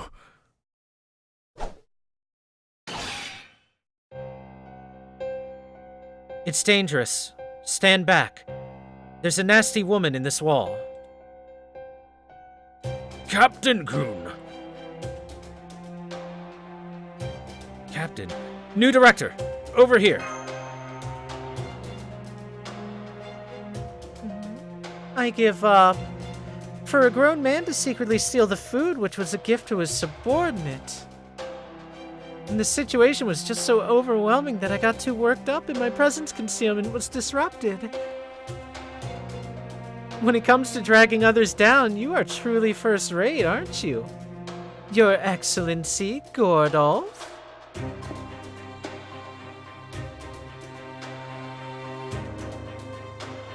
You are Tomamovich Koyanskaya. Impossible. How did you get into the Wandering Sea? Koyanskaya? Wait a minute. That full name? That's a trade secret. It was a trump card that I could only place once, too. However, thanks to your excellency, that last resort has been wasted. The cake was filled with enough poison for one. Having been divided in half, its efficacy has also been halved. To think that my smart plan to poison him without a trace backfired. Poison. Poison, you say? Don't lie. I checked it carefully for poison. The smell was butter, the taste was butter, and the texture was fluffy. It was a perfect connoisseur's cake. If there had been poison inside, I would have spat it out immediately. Of course, I've thought about that. It was distributed so that a mage couldn't detect it. Rather than mixing it into drinking water, I made doubly sure to prepare a rich-tasting cake for this.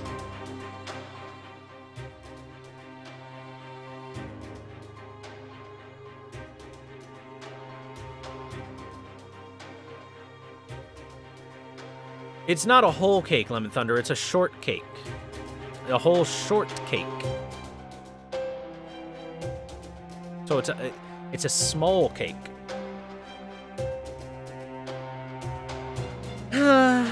Well, the result doesn't change, so it's fine.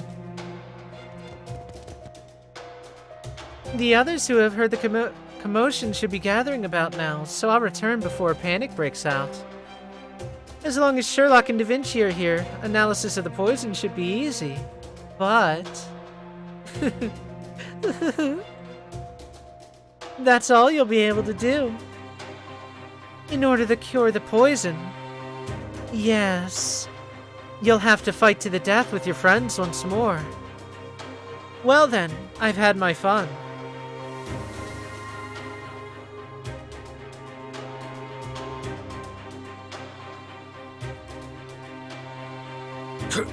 A transfer. Can't we chase after her, you fool? If we capture that woman now, then...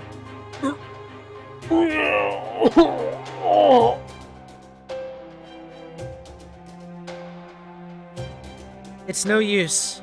The woman is no longer in this base. Yes, right now, you two come first. Shion, it's an emergency. Come with Da Vinci to the Border's medical room. As much as I can, I'll try cleansing these two.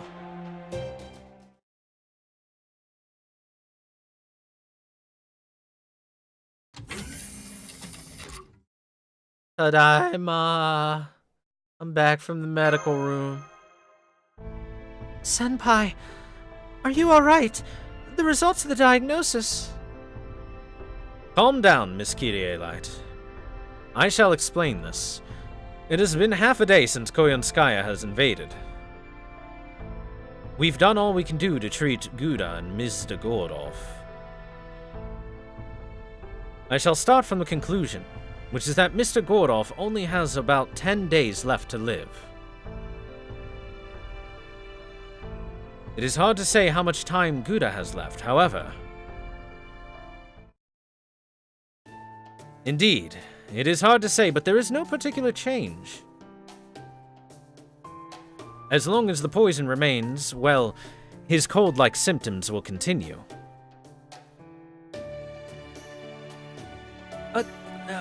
Cold? But Mr. Gordov is... Isn't this unfair? We ingested the same amount of poison, you know. Mr. Gouda has a resistance to poison. Thanks to this, he has survived this time. Still, if his contract with Miss Kyrie-Light were to be terminated, he would not last the hour. Is that how it is? Thanks, Mash. That's... I'm honored to be of use, although... New Director Gordov's condition... It should be solved as soon as possible. That's exactly right. The poison needs to be cured quickly. It should be possible. There are two shining geniuses of human history here, aren't there? It takes a genius to know one, as they say. See, if you are a genius, then help me out. My apologies. This time my hands are tied. We've analyzed the composition of the poison prepared by Koyonskaya. However, these components are troublesome in nature. The base sequence does not exist on Earth in 2018. There is no human alive who can recreate this poison. At the same time, there's no one who can create an antidote to it either. It doesn't exist on Earth in 2018. Yeah, that's the answer Trimegistus II gave. An antidote. Yes, I said it. I'm sorry, chat. We've managed to ascertain that the poison that the two of you ingested was some sort of natural poison, but we haven't yet been able to discover which plant the poison was extracted from. All we could find were records of this poison being used multiple times in the past. The poison is called Sage Degenerating Underworld Pulse. Sensui Meiyaku. As the name indicates, we can understand that it's a drug originating from the sage arts. That, if it's not in 2018's Earth, then... That can't be. Then my antidote is... There's no hope for it.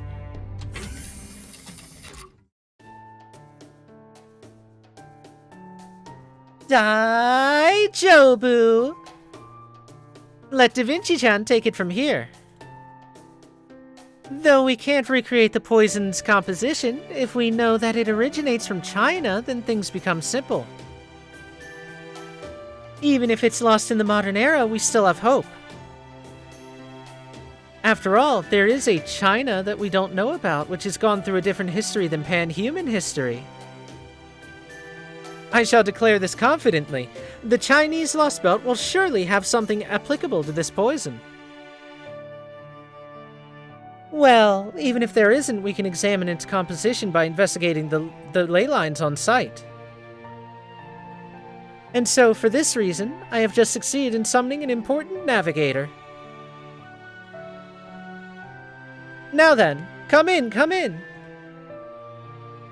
Summoned once more from Caldia's spiritual foundation graphs, this is the commemorable helper number 1. Faster than the wind, cuter than the flames, the lotus spirit that charmed even the Taiyi immortal. The artificial treasure, created in ancient Chinese history, the marshal of the central affair. Prince Neja. Dozo?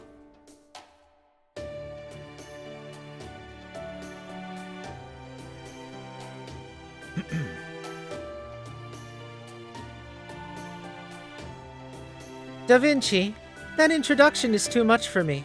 Embarrassing. But I am very honored to be the first one summoned. Ni hao, and well met. Gouda, Mash, I have heard the situation. You have done well. I will be your strength from here. I will work 3 times as hard to make up for being late. Thank you very much, Neja. Arigato, Neja.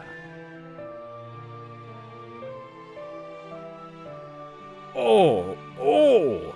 Technical consultant Leonardo, so you are a goddess well suited to spectacles after all. Then are you going to the Chinese Lostbelt for my sake? Umu. We can go around to the Atlantic Lostbelt later. No matter what, we aren't letting a single one of the crypters escape anyway. Everyone, we will depart immediately. In order to retake pan-human history, we will take down the Chinese Lostbelt. The next Lostbelt.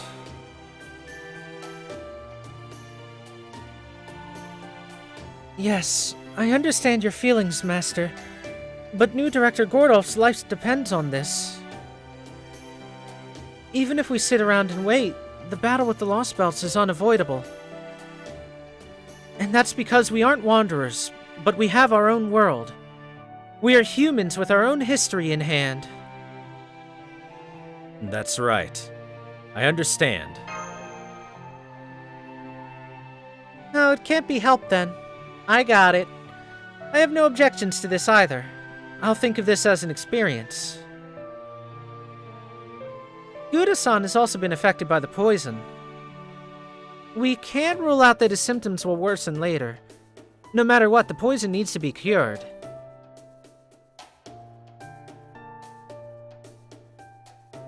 Indeed, hope is here. Then let's get to the border. She took her glasses off, chat.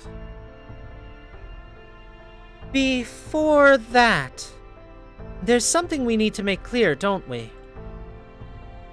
How exactly did Koyanskaya get into the Wandering Sea?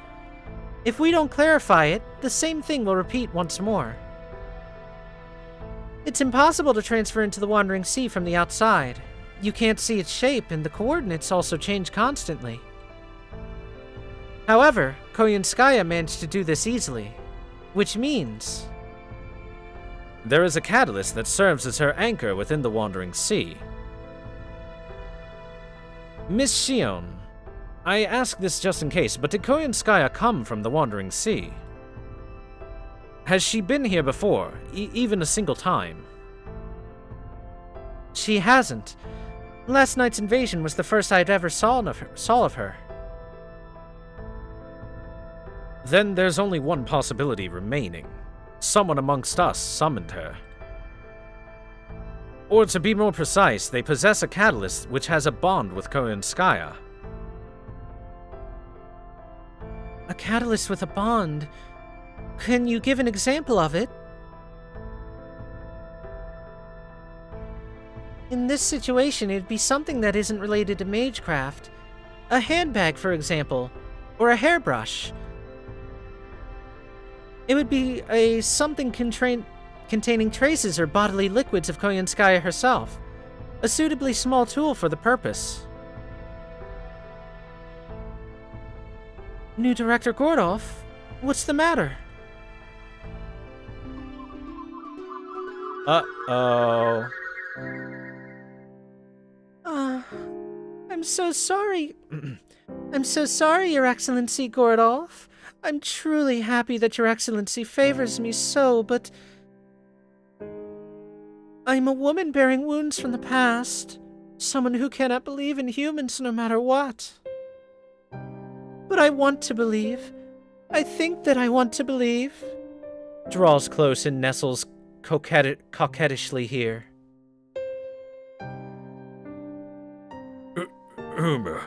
I understand, and it is not such a sad thing, honey. I am persevering, a man who is very much so. Until the ice in your heart melts, I shall continue to wait patiently. Why, until then, you can use my connections as you wish. I am the man called Music the Phoenix. It also means that I am a sultry one. My unwavering love shall one day present a mink coat to your frozen heart. Eh? What's wrong? No, Your Excellency is just too... I didn't think you were one to say such wonderful words. Then please, think of this rouge as myself, and keep it close by your side. Precisely so that you don't let anyone else see it. I'm such a terrible woman, so I shall probably disappoint Your Excellency again and again. Again and again? Yes. However, please do not forget this. As long as Your Excellency holds that rouge close to you, no matter what fate awaits, I will surely return to Your Excellency's side at the end. Leans on him even closer. Oh, of course. I won't forget. I won't forget it. I alone will believe in you to the end, Koyanskaya-kun.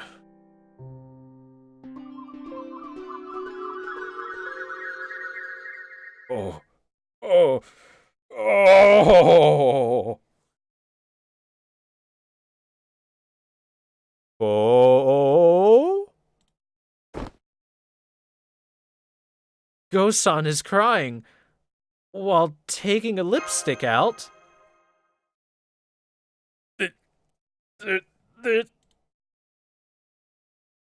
This, oh. Oh! This thing!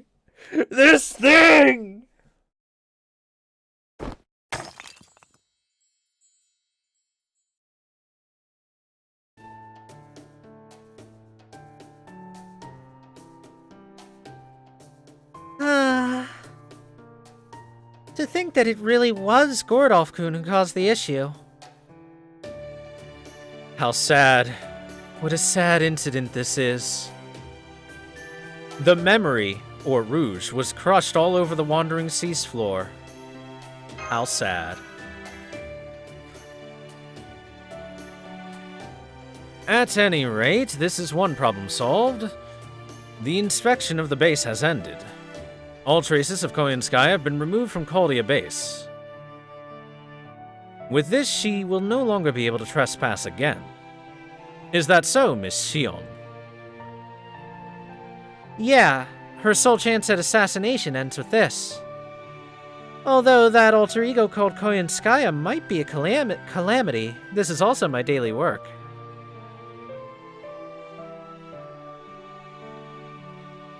Hey, how could I get depressed here? Let's return to the topic. Technical consultant, management consultant. We must hurry at full speed to the Chinese Lostbelt. Is the border ready yet? The time limit is only 10 days. Do not tarry now. Actually, can we even make it? Perhaps... Am I already a goner? Well, regarding that, I've suggested something to Shion. Is it possible to get close to the Chinese Lostbelt's border using an imaginary numbers dive? You are the one who designed the paper moon.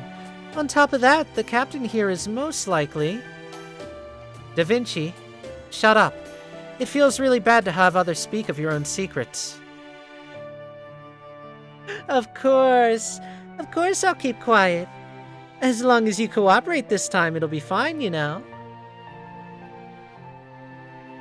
I have conjectured that we can shorten the distance to our destination by performing an imaginary numbers dive from the Wandering Sea's dock. Although we won't enter the Lostbelt, it shouldn't take even a day to move close to it. How about that, Shion? Is my conjecture wrong? No, I have no complaints. Leonardo da Vinci, you really are Caldia's the Humanity Order's protector. If you didn't suggest this, then I would have. We of the Atlas Institute will accompany you for the journey until the Chinese Lostbelt. Is that alright, Captain? I'm not with the Atlas Institute, though. Well, if it's just a lending hand. It won't take half a day to reach the Chinese Lostbelt. After that, it's up to you, Gouda. Thanks, Captain. Oh! Oh! It looks like it's decided. Then everyone prepare for the operation. Assume that you will need around 15 days worth of goods stuffed into the border. Sorry, I forgot to click it. The Wandering Sea's dock will open in an hour. Until then, please get everything ready. The next destination is the Chinese Lostbelt. The objective is to obtain the Sensui Me Myaku and investigate the Lostbelt in order to fully cure 2 staff members of the poison. And, if possible, cut down the fantasy tree and defeat the crypter. Although you have a handicap in the form of a time limit, please don't panic over it. Having come this far, there's no longer any Atlas Institute or Wandering Sea. The Wandering Sea at the present time is the second Caldia. Novum Caldia. Nomu Caldia. I, Shion Eltnam, will act as the administrator of Trimegistus II to support you with all that I have. Now then. Order. Lostbelt number 3. This search and analysis will now begin. Make the best of all the abilities you have. I'll be awaiting everyone's return.